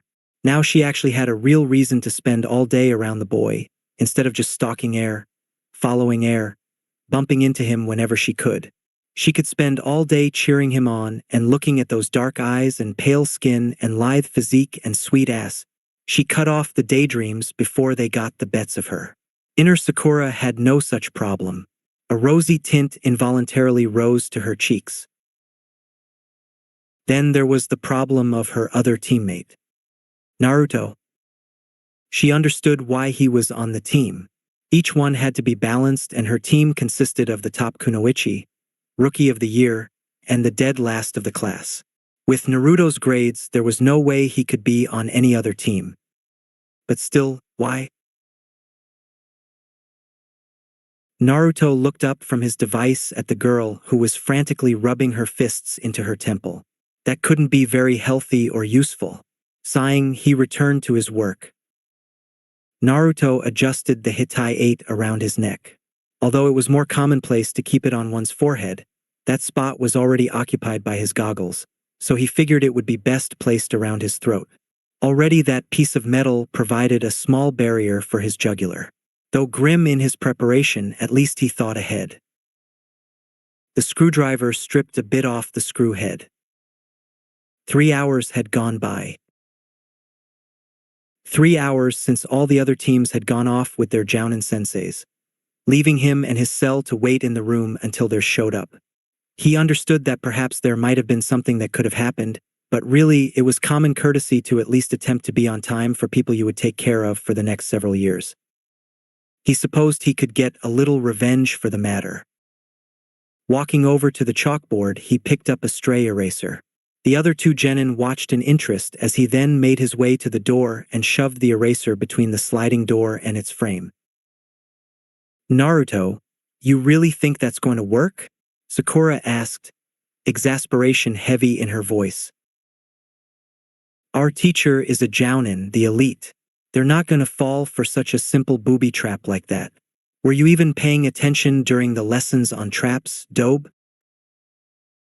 Naruto shrugged and placed his hands next to ears, fidgeting with something before he snapped on his goggles and went back to his invention. It's just a test. If it works, I get a cheap laugh. If it doesn't, then no harm done. Sakura and Sasuke's faces melted in disbelief. Could anyone really be that stupid? Still, they were a bit interested in what would happen. That simple prank could tell a lot about their future instructor. The uneven tapping of feet could be heard from the hall, waiting for who would appear. Their minds were a mix of excitement, trepidation, and anticipation. An unruly and matted and somewhat sooty mop of silver hair poked its way through the opening, the door sliding out. Kakashi made his way through the doorway.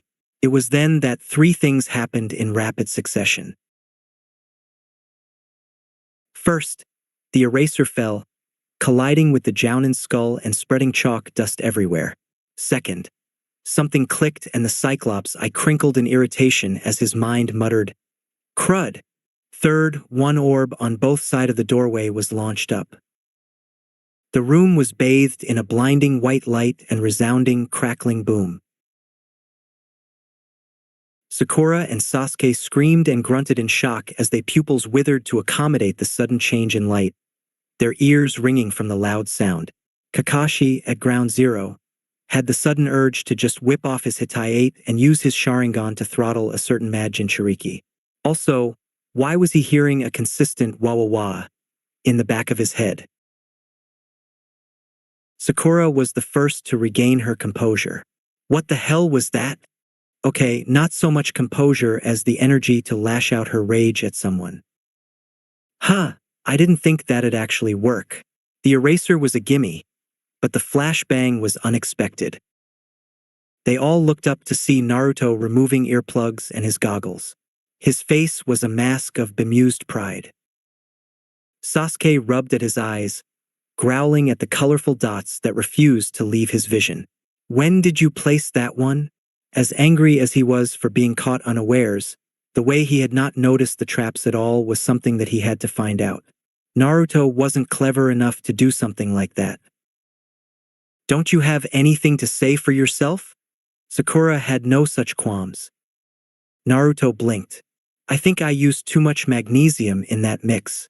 Too sudden a flash without bleeding enough off for a more sustained lighting. Sakura's eye twitched. Get the little bastard. Kakashi interrupted before the pinkette could launch herself across the room and pummel Naruto into a broken, bloody pulp, though later he regretted that decision. Well, he could always wait till the next time. No killing your teammates. I don't get paid enough to explain to your guardians that their wards have become violent murderers of their own allies. Now meet up at the academy's roof. We'll have a talk. He made his way out the room before poking his head back in. Oh, and just to let you know, my first impression of you all is that I don't like you. He pointed a finger at Naruto. Especially you. You I hate. Naruto blinked again. Eh? NTNTNTNTNT. Kakashi stared at his new charges from across the small clearing on the roof. He already knew about them. He had rifled through their academy records, and was particularly aware of both Sasuke and Naruto. But it was that personal touch that would make it easier to gauge their reactions and thought processes and thus make his game plans clearer. Okay, so let's start with the basics. Give me your name, likes and dislikes, any hobbies, your dream for the future, etc. Sakura had finally calmed down enough from the earlier fiasco to collect her thoughts and put forth a reasonable request. The fact that she was sitting right next to her Sasuke-kun had nothing to do with it. Really. What about you, sensei? None of us really know anything about you. Fair enough. The man rubbed his chin. I'm Kakashi Hatake. I don't feel the need to tell you my likes or dislikes. My hobbies are, and my future dreams would only give you nightmares, or the best. Dreams ever if you swing that way. The three were silent. That doesn't tell us much at all. You're not a very good teacher, are you? HNN. Kakashi ignored the comments. Flapping a hand, he flicked a finger at Sakura. All right then, you're up first then, girly. Sakura grumbled and then sat up straight. My name is Sakura Haruno. My likes are. At this she snuck a look at Sasuke, a fierce blush staining her cheeks. I hate Ino Pig. As for my dream, well they instigate next level of blush and add some squeals into the mix for good measure. My hobbies. For some odd reason, Sasuke felt a chill creep its way down his spine. He had the thought to buy some thicker curtains and a dog. A big one. A big one with large pointy teeth. One with severe anger issues. Preferably one that was put into the pound for attacking people. Maybe the Inuzuka clan had one they'd be willing to part with? Right, stalker fangirl. There always has to be one. Kakashi scratched his cheek. Okay then, next. Sasuke grunted. I'm Sasuke Uchiha. I don't have many likes, but I doubt it matters because I hate pretty much everything else. Hobbies are worthless, but I do have a dream, or an ambition, to kill a certain man. Well, isn't he one little ball of sunshine? I can tell this is going to be fun already. Why did he always get the freaks? Never mind the fact that he wasn't exactly normal himself. The Aika called for him. And last, we have Twichikuin. How nice a nickname already. I'm Naruto Uzumaki.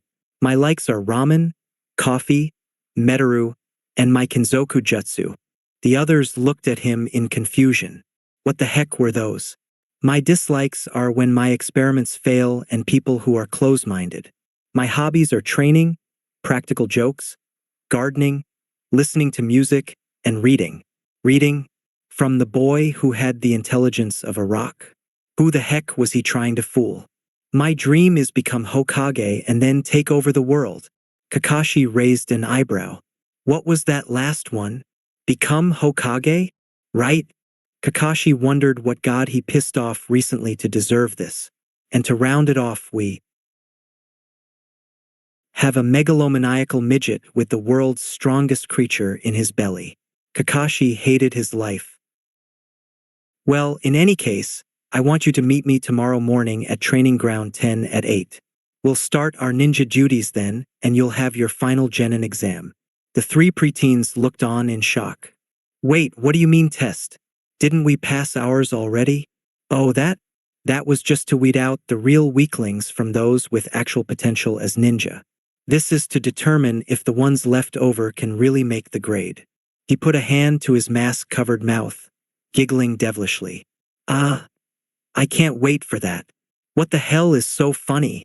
Sakura cried out. Nothing. Just a little joke that has to deal with the exam. And what's that? You sure you want to know?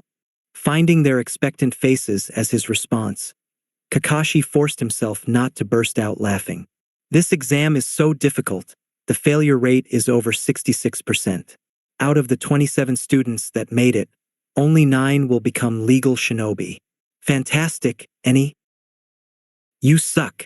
You know that? So I've been told. Anyway, the test is based around survival training, so study up on that. Make sure to arrive early and don't eat anything. You'll probably just puke it up in the end. See ya. With that,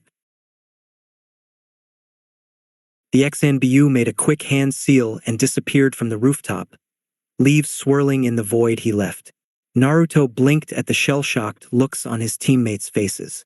They obviously weren't expecting this as well. This certainly threw a monkey wrench into his plans. But if there was anything he knew about wrenches, it was that throwing another into the mix usually had a positive effect. And he had plenty of wrenches. Naruto grinned. Enti. I'm home. After the meeting with his new cell members and teacher, Naruto had gone to Ichiraku's for his evening meal. It had gotten pretty late into the day, what with Kakashi being hours late. Once again, Ayam had glomped and cuddled him like an oversized doll. It's not like he minded. The girl often gave him ramen at a discount and sometimes free if she was in a good enough mood. She could do whatever she damn well wanted with him. If only he knew just how much she wanted. Mr. Snugglebuns was not going to be taken away by another girl so easily. Closing the door behind him, Naruto removed his boots and slid on a pair of slippers. Taking in his surroundings, he was pleased to see just how good a job his clones had done on the building. Gone was the decrepit look of a structure that would most likely fall down in a strong wind, holes punctured everywhere, floorboards squeaking with every step, lights tinkling on and off, the very structure shaking under the enormous strain of deadly explosives and weapon caches. Oh wait, that last bit was normal. Greeted him as he made his further into his home. Welcome back, boss. Thanks, eh? He scratched his cheek. Did something happen while I was at the academy? A few of my clones viewed some kind of massacre from outside the apartment. An intruder made his way into your abode. We simply removed him from the area. You didn't kill him, did you? I don't want to have to deal with Ji-san again because some idiot thought they'd get prestige by invading my home. Actually, Ji-san was with the intruder. Something about the person being your new team leader. However, by that time I had already fallen back onto my programming. Naruto paused for a bit. He raised his hand in the air, a foot or so above his head. Tall guy, silver hair, face almost completely covered? Yes. The sun-kissed blonde did nothing before chuckling, which soon turned into blown-out laughter. So that's why he said he hated me. Naruto held a hand to his stomach as pains began to shoot through it. And all this time I thought it might have been because I was a Jinchuriki. Boss. Wiping a tear from his eye, Naruto smirked deviously. That intruder was actually the Jounin sensei for my new genin team, Kakashi Hatake. You guys basically blew up the man who's supposed to teach me how to be a better ninja. I apologize for the error, boss. He chuckled again, a high-pitched giggle escaping. Don't be. You did what I programmed you to do. Just remember to enter him into the list of people allowed in the building.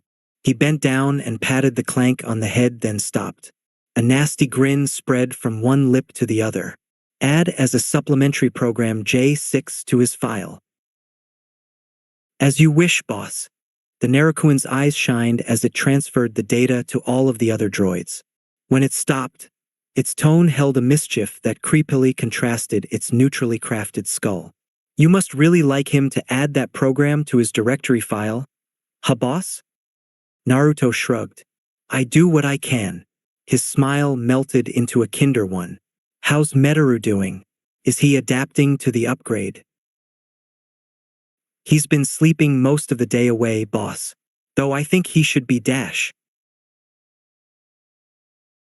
I was cut off by the scrabbling of claws on tiled floors zooming towards their position. Yips filled the air as a russet orange shape bolted down the hall at them before leaping through the air and tackling Naruto to the floor thanks to the boy's unsteady stance. Naruto could feel cold-plated metal lapping at his cheek as he laughed, amber eyes staring at him in unbound adoration. Small iron nails dug into his thick clothing, searching for a good grip as a fur-coated tail whipped back and forth.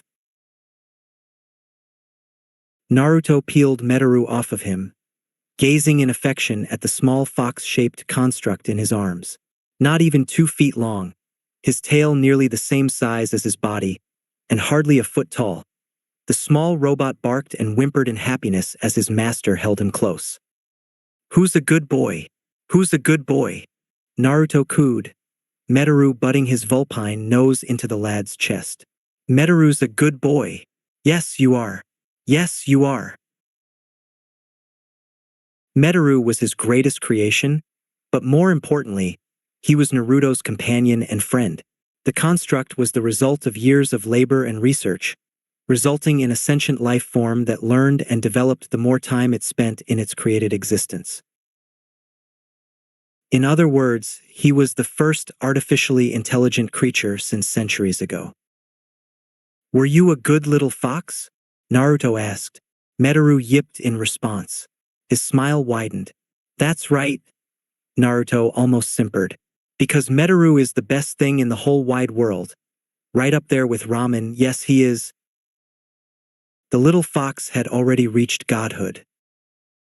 You must be hungry. You probably haven't a bite all day. He refused to siphon off any of the clones, boss. But I'm not sure whether this was his personal preference or if he couldn't. Well, they are chakra constructs. Even if they carry my astral pattern, their physical bodies don't technically exist. Naruto bit his index finger, tearing off the very tip. Beads of blood began to pool out. They can't really bleed, and too much chakra drainage shorts them out, so I doubt they'd be able to act as a viable alternative energy source. He placed the finger inside Metaru's mouth, who then began to suckle it like a newborn babe. A thin line of blue chakra drew itself into the construct, the blood acting as a medium. Luckily, only a few milliliters was needed to start the process, and the chakra flow increased until Metaru cut it off with a yawn and a smacking of lips. Placing the fox on the floor, Naruto made his way to his study as both the construct and Clank followed suit.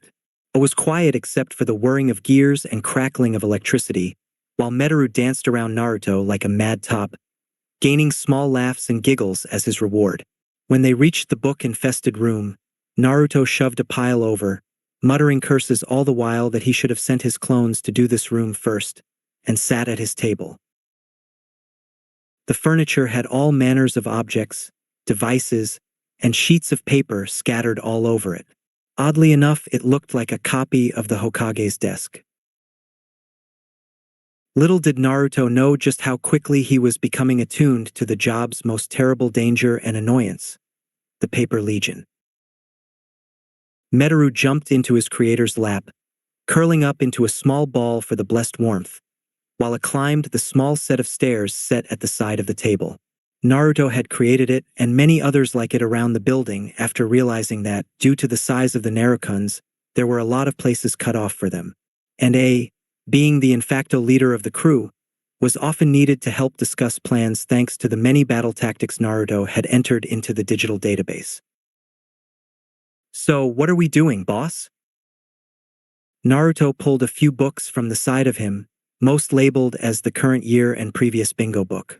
"I've got another test set for tomorrow that'll determine whether or not I'll actually stay a genin or get returned to the academy. The theme is survival training, so I want to get as much data and preparation as possible." "And your teammates?" Naruto grinned. "That's the best part." Sasuke Uchiha, Rookie of the Year. One of the last living and loyal member of the Uchiha clan, owner of the coveted and notorious Sharingan. Top marks in all areas of nin arts, though his specialties lied in his clan's particular style of taijutsu and the knowledge of a few fire-style ninjutsu. His most powerful aspect had to be his bloodline limit to copy any jutsus used in his vision, though his people's skills stunk even worse than Naruto's. Sakura Haruno, top kunoichi of the year. Her academic marks were one of the highest in the academy's history, but her practical marks left her flat on the ground. No physical or ninjutsu attributes to speak of, except for her high chakra control. Instantly an analytical type, she was also tricky as one of the Uchiha's many fangirls. Finally, Kakashi Hitaki, Jounin, former ANBU captain, known as the Copy Ninja, having supposedly duplicated over 1,000 jutsu. He obviously had a Sharingan as well, though where he got it Naruto did not know. Powerful, quick, and an excellent strategist, but rumor had it he was also lazy, perverted, and always chronically late. This would indeed be a fun time. Gathering brushes, ink, and paper, Naruto reached out before his hand bonked against something. Turning, Naruto saw Metaru had a pair of headphones in his mouth, his pneumatic ears whooshing slightly. Naruto gave a grin as thanks before snapping the headphones on. Metaru climbed back into his lap, and watched in silence as his creator began his composing. And begin. Snapping his fingers, the sound of box air filled his ears.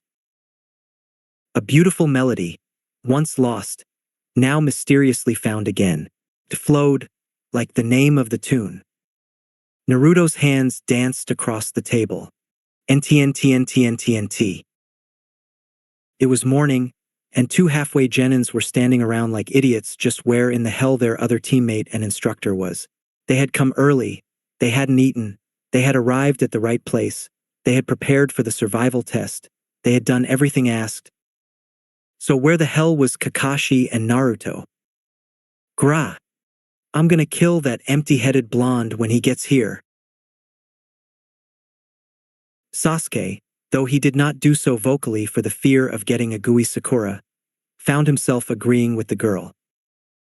He didn't really care if Naruto didn't come, the boy was the dead last after all. But if they did not have a teacher, they could not pass.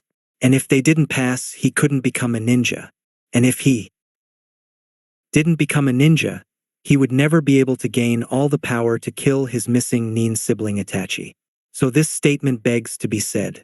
He was gonna punch Kakashi right in his smug face when the man arrived. Yo! Sorry we're late. The two turned to see Naruto beaming congenially at them, while dragging Kakashi behind him by the Jounin's legs. Sakura and Sasuke blinked. The man was obviously not enjoying himself, but neither was he doing anything to stop Naruto from the rough treatment. It appeared that he couldn't even move under his own power. What the? Sakura murmured out loud. Naruto laughed as he dropped the older man into an undignified lump on the ground. Kakashi-sensei had a bit of a run-in with some friends of mine, and well, little metal midget bastards. The copy Nin muttered through numb lips, his body vibrating slightly. Naruto frowned. You just had to try and get them back, didn't ya? They nearly blew you up last time. Dobe, what did this? The Jinchuriki faced Sasuke, who had both a disgruntled yet intrigued expression. The Narukuns. Narukuns? I guess you could call them the security system installed in my apartment complex. One of them was rigged with a high-yield electrical line and kind of tagged Kakashi-sensei when he was trying to get revenge for a previous fault. Robot devils. Is he going to be all right? Sakura asked. Should be. It was only a few thousand volts. Sasuke grunted. Dobe, that would normally kill a person, or at least render them into a comatose state for several hours. Naruto tilted his head. But I get that much power shot into me all the time. This explains so much about you. Whatever. Naruto sat down, leaning the jounin against a tree before pulling a ramen cup out of his pack and peeling off the cover. With quick snap of his fingers, the cup bulged and steam began to rise out. As he began to chow down, Sakura interrupted him. What are you doing? What? A stray noodle hung from his lips. I was in the middle of eating when Kakashi-sensei burst through one of my windows strapped to the hip and demanding where he could find the shiny, little monstrosities. I'm hungry. But he told us not to eat. No, he suggested we not eat because we might just throw up later. Might not will. I'm not foregoing my breakfast or the energy from it on the off chance it'll come back up accidentally. Twin growls followed his statement. He looked at the other two genin, both with looks of embarrassment and hunger sketched across their faces. You're kidding, right? Naruto's face fell into tumultuous mockery. Oh, this is great. Two of the top students in the class, and they make one of the worst rookie mistakes ever. Never go without eating unless you absolutely have to, especially before something like this. Sasuke growled. I don't need someone like you to tell me that, Dobe. Relax, Sasuke-kun. Naruto waved a hand non-committally. I'm just giving some advice. Here. He reached back into his pack and retrieved 2 more cups and pairs of chopsticks, tossing them over to the others. They're not the most filling, but they should help somewhat. Sakura turned the cup over in her hand. She had never seen this kind before. The cup was made of metal with a thin sheet of wood on the outside, and the bottom had some unknown runes engraved in it. What is this? It isn't going to explode on me, is it? Because if it does, your ass is mine. Don't worry, Sakura-chan. They're my own special brand, quick start ramen. Just wait a sec. He snapped his fingers twice and steam began to escape from the cup. And how did you do that? Custom seals on the bottom of the cup. Now eat. Not willing to look a gift horse in the mouth with the hunger pangs they were experiencing, they opened their cups, only to be repulsed by the insides. You! What in the hell is this? Sakura screeched as she looked at the noodles floating around in a dark black liquid. Naruto drained the last of his cup, licking his lips for residual drops. Ramen noodles soaked in black coffee. You are a freak, Sasuke noted. Hey, I said my likes were ramen and coffee. I just found a way of combining them. The pink-haired and black-haired boy stared at him in disgust. He pursed his lips. Don't knock it till you try it. Besides, it'll give you a boost in energy and should make this whole test easier to handle. Sasuke grimaced at the idea of drinking the foul concoction, but if it meant that he would be better equipped, he would do anything. Setting his jaw, he took the cup and downed it in one go, allowing both liquid and noodles to flow into his something without a hitch. Naruto whistled appreciatively. Sasuke let out a small burp as his stomach rumbled in protest. There. Not bad, not bad, but you shouldn't have done it so quickly. You're going to regret it later. Why would I dash? It smashed into him like when Naruto tore open the outer wall of his apartment's 5th floor. All the vibrant colors, the striking smells, the lilting sounds. His body felt like it was brimming with power. What the? Caffeine rush. Naruto explained. You are going to have one heck of a headache later. He turned to Sakura. Your turn. Just try to take it easier than the boy wonder over here. Sakura scowled at the insult given to her Sasuke-kun but held her tongue. If being with Sasuke meant drinking this, whatever this thing was, she would do it and do it happily. She began to choke down the ramen. Naruto internally leered. Yes, eat the ramen. Let it flow through you. Already they were falling into his clutches. Resisting the urge to laugh manically, Naruto waited until Sakura had finished the entire cup before nodding in approval. Alright then, now that we're somewhat hopped up on junk food and caffeine, I think it's time we start the test. Kakashi-sensei? He asked, turning to the jounin. He's still paralyzed, Naruto. Ah, right, oops. Naruto fished around the many pockets in his coats before he pulled out what looked like a small metallic pen. Touching it to Kakashi, everyone else's eyes widened as an electrical arc raced into the object. When it finished, Kakashi was able to move himself again. Naruto placed the item back into his coat. Obviously, there was more to the short boy than met the eye. Kakashi narrowed his eyes. And why didn't you do that before? Naruto grinned capriciously. 'Cause otherwise you wouldn't have let us eaten and shoved us straight into the test at a disadvantage.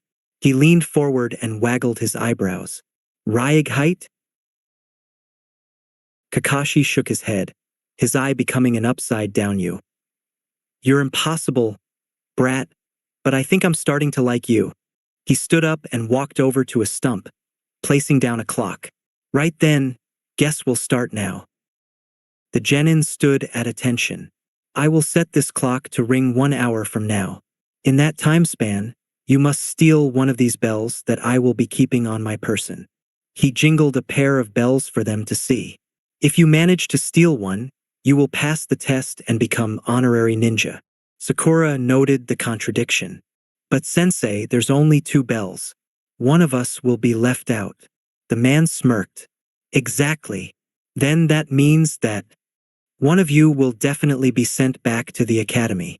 Each of the children seemed shocked at this aspect. Kakashi mentally laughed at their looks. Oh, it was so fun to psychologically screw with these kids. Maybe it was a good thing he had been nominated as a potential teacher.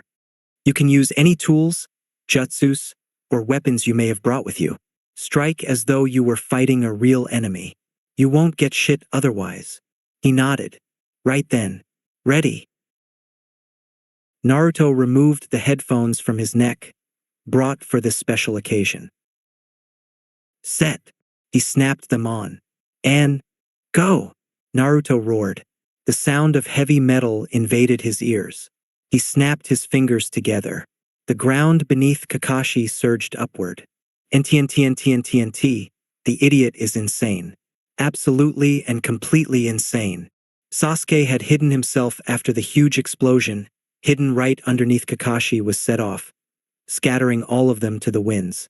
Naruto had been laughing like a madman when hell broke loose, snapping his fingers to some odd beat as the ground mutated itself into fiery death.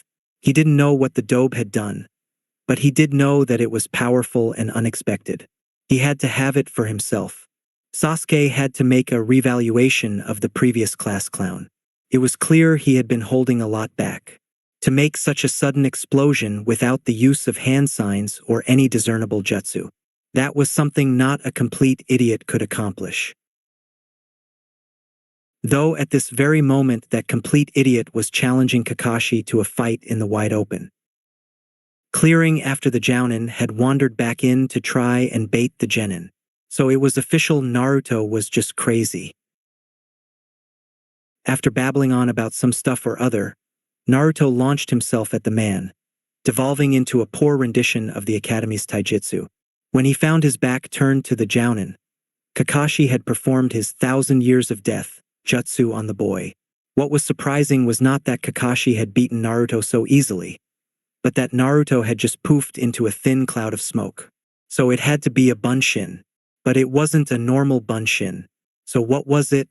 These questions weren't answered as a small orb swiftly levitated itself above the boy. Naruto's voice came from inside. Yo! Sasuke wondered if this was what the back of his throat tasted like. NTNTNTNTNT Sakura stared at the hovering contraption in front of her. She had just seen Naruto explode into nothing. And now this strange thing was talking in his voice? And Naruto, the one and only. What? Is that really you? This ball? No, silly. The orb shook in a good mimicry of laughter. This is just a way for me to communicate with you guys without being spotted by Kakashi-sensei. I call it the Karasu. But how did you find us when sensei hasn't yet? I put a tracer on you. Or rather, had you ingest one? Sakura's mouth went dry. The ramen. Hole in one. Man, I guess that's why you're the top kunoichi in our class. Sakura had to stop herself from blushing. Even though it wasn't a compliment from Sasuke, and it was one from Naruto, she still appreciated the praise. It wasn't often she got it other than from the teachers. But, the tracer. Are we? Naruto anticipated her question. Nah, you don't have to worry about it.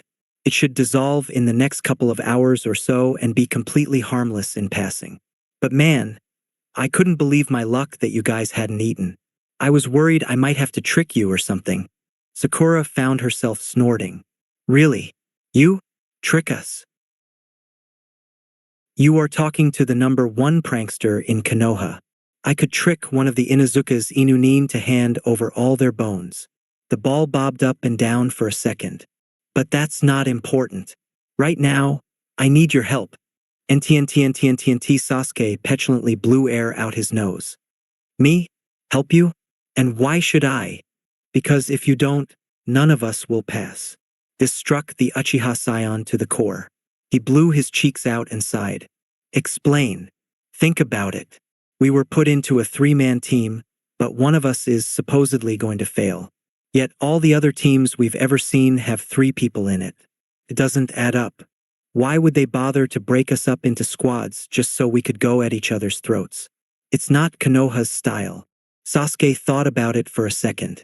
The Dobe had a point. Even though he himself was enough to beat Kakashi and steal a bell, it didn't matter if the overall goal of the test was something different. Entirely.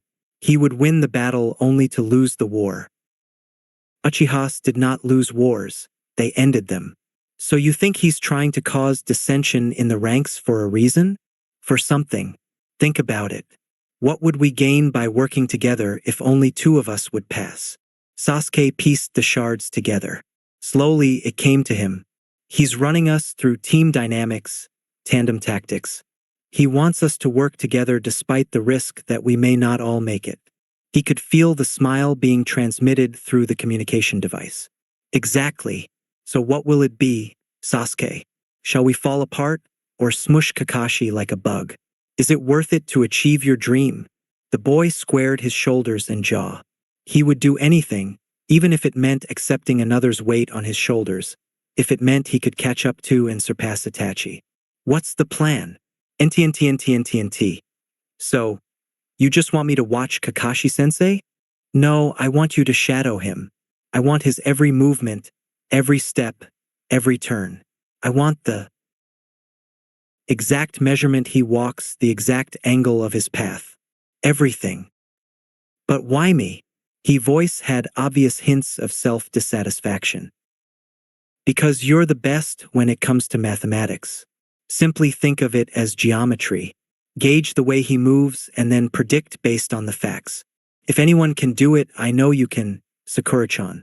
And also, the orb moved a bit closer. Think how impressed Sasuke-kun will be with you.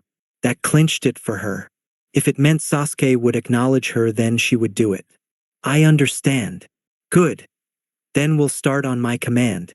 NTNTNTNTNT Naruto knelt next to the clone who was interacting with Sasuke. They both were equipped with wireless transceivers, using both them and the Karasu to hold a 4-way conversation. He was glad they were listening to him so easily. Then again, it was the first rule to apply when trying to negotiate or manipulate underlings or enemies. find out what their buttons are, and then push them like hell. The Kagebunshin he had set out against Kakashi was a good distraction when he set the mini cameras/communication tools out to find his hidden comrades. Though the way it had been dispelled was not pleasant, he still felt the phantom pains around his rear. Oh yeah, he was going to pay Kakashi back for that. To be honest, with the way he planned this out, he really didn't need either of the Genin's help. With the Kagebunshin, he could do it all on his own without having to worry about their thought patterns. But then that would destroy the entire purpose of this experiment. Naruto wanted to test their abilities, wanted to see what they could do and how much. Also, if he did not work with them, how could he expect them to be loyal minions? No, it would not do at all to ignore the two. Forming a mental 3D image and map of the surrounding area, Naruto pinged Kakashi's location and the various sigils placed all over. Nodding to his clone, which smiled in affirmation, he spoke back into his mouthpiece. All right then, Sakura-chan. Let's get started. We'll show Kakashi-sensei just how strong we really are. His clone echoed to Sasuke in turn. And when it's all said and done, he'll see why we deserve to be more than just genin. We'll conquer all before us. Experiment initiated. NTNTNTNTNT. Kakashi was bored. None of his students were coming out to play. Sure, he got a little bit of fun with that clone, but it was still just a clone, nothing more than a copy. Even so, it was a Kagebunshin, something he did not expect from the recorded dead last. Sarutobi's words came flittering back to him.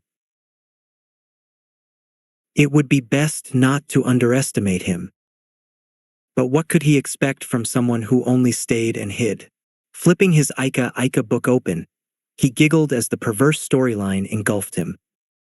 Something moved. Kakashi looked down to see a small orb rolling next to his foot. Barely larger than a couple marbles put together, it didn't appear too threatening. But then he remembered the reports with Mizuki's personal introduction to a bomb blast and the explosion he was caught in earlier, escaping only through a kawarimi. He jumped through the air as it exploded, scorching the earth. Landing softly, he cursed when a click was heard.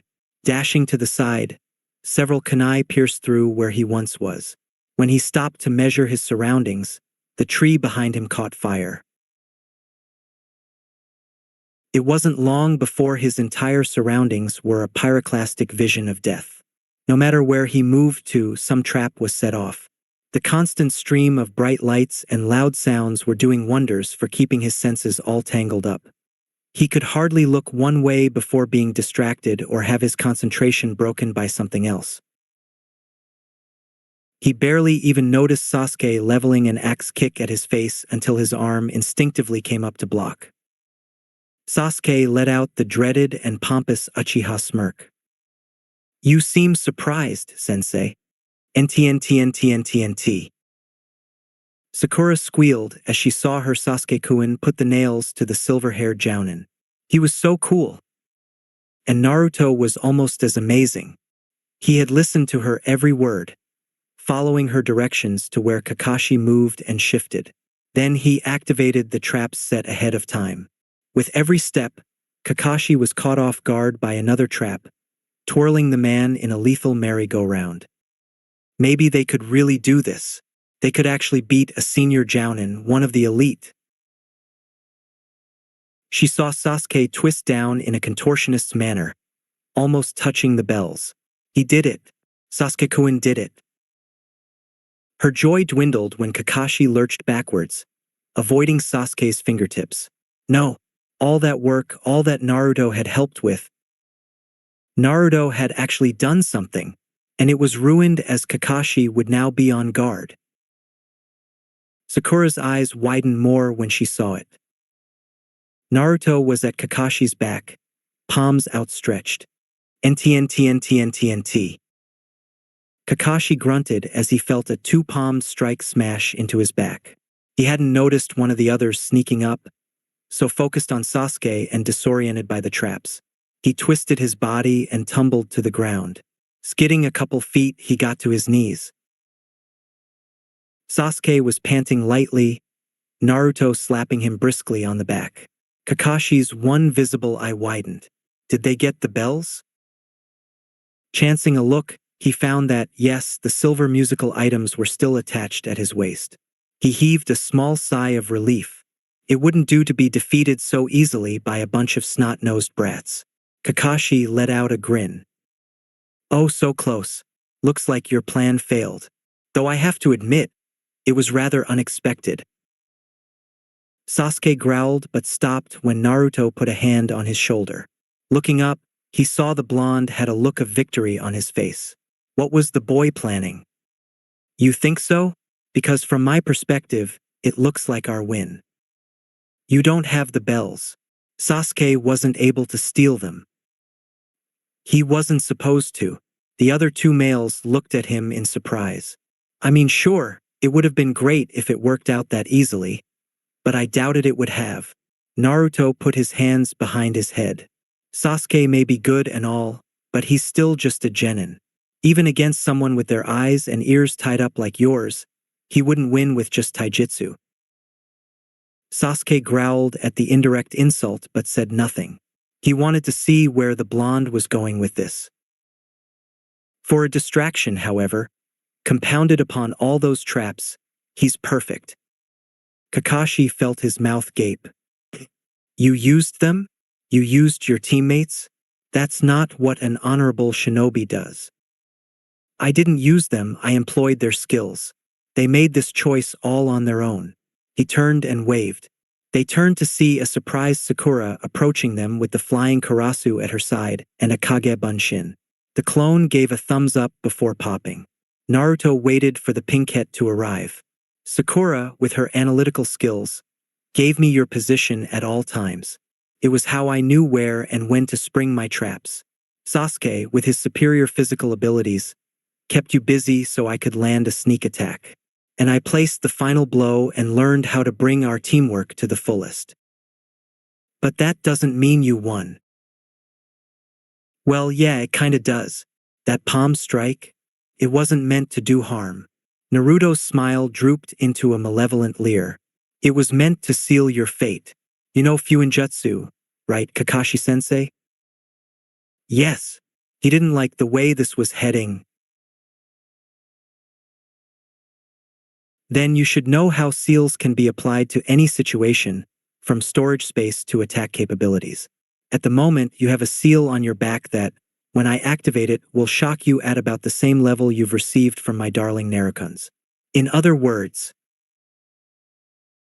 Naruto raised a hand, pressing his thumb and forefinger together. You're nothing but a giant lightning rod. We win. We all win. Kakashi narrowed his eyes. You're bluffing. Wanna find out? Naruto grinned, rubbing his fingers back and forth. Sasuke and Sakura watched in suspense. They could not believe this was Naruto standing before them, threatening to electrocute their sensei with mere movement of the hands. Kakashi and Naruto stayed in that staring contest for almost a minute before the Jounin shook his head and chuckled. All right, brat, you win. Here. He unhitched the bells and tossed them. You pass. You all do. He turned around. Now get this seal off my back. Naruto grinned and tossed the bells back to Sasuke and Sakura, who caught it with surprise. He then made his way over to Kakashi and placed his hands on the man's back. A pulse of chakra formed and a blue seal appeared on the man before disintegrating away. Naruto clapped his hands together before announcing it done. Kakashi could feel the seal being stripped off. Crap, kid, you weren't kidding? You were going to fry me if I didn't give them up. He winked. A good shinobi always keeps one step ahead. Welcome to the Chikamichi Jutsu. It allows me to plant seals with only the use of my chakra. Quick formation. Devastating effect. Sasuke finally broke out of his stupor. Dobe, Naruto Dobe. He felt it fine to call the boy that, his actual name, but still with the recognition of his place. Teach me that technique. If he had that power, he could keep his brother off guard and then kill him. Naruto pursed his lips together. He held a hand with all the fingers extended. 5. Eh? 5 years to learn it. 2 for learning basic fuinjutsu, another 2 for more advanced study, and 1 for the actual technique. That's how long it took for its creation. Then you actually have to memorize each particular seal down to the tiniest detail. Absolute perfection. That usually takes a week for each one. Sasuke was poleaxed. 5 years? 5 years for one technique? He didn't have the time for that, and he didn't think Naruto was joking on the matter. Sure, the Sharingan, once he obtained it, could copy most jutsus on sight, but fuinjutsu was an art that required heavy study and research, something the Sharingan was not built for. How many seals have you created? Over 100, I guess? 100 weeks. Almost 2 years. Sasuke snickered. He couldn't believe the almost zen tenacity of the boy. Maybe you aren't as stupid as you look. Or sound. Or act. Hey, Naruto closed his mouth. Actually, I can't really argue against that. The others laughed at his admission. He whistled softly and the karasu floated over to him. He clicked his tongue and they dove into his open coat pockets. Kakashi watched in subdued awe. And those are... He did not recognize the devices the boy had used. They were more advanced than other ninja tools he'd seen. You can call them part of my own special brand of techniques, the Kinzoku Jutsu. And those are... That is a secret. Kakashi sighed. Of course. Then would you mind telling me this? How did you figure out the real point of the exam? The others looked at him as well, interested in his guesswork. Naruto pulled a book from his pack and thumbed to a page bookmarked. Kakashi Hatake Jounin. Those that disobey the rules are trash, but those that abandon their allies for the rules are even lower. He snapped the book shut. For someone who quoted this in their section of the bingo book, you have to guess that he values teamwork more than anything else. I see. Kakashi chuckled. Oh, if only Rin, Obito, and Sensei could see him now, being lectured at by a boy not even half his age. They would never stop teasing him. If that's the case, then fine, you're now all officially genin. Congratulations. A cheer went throughout the newly minted Nins. Sakura hugging Sasuke, who hoped she'd stop soon, and Naruto just dancing some stupid little jig. But dash. They stopped abruptly. Now that I've seen what you're capable of, I guess that means I don't have to go easy or play safe. The man cracked the joints in his knuckles, his eye still caught in that same inverted U. I am going to break you. Nothing was said until Naruto fell into a giant whoop, laughing like it was the end of the world. It was here that Sakura and Sasuke realized something. They were screwed. Naruto was also now legally batshit crazy. Oh yes, they were very, very screwed.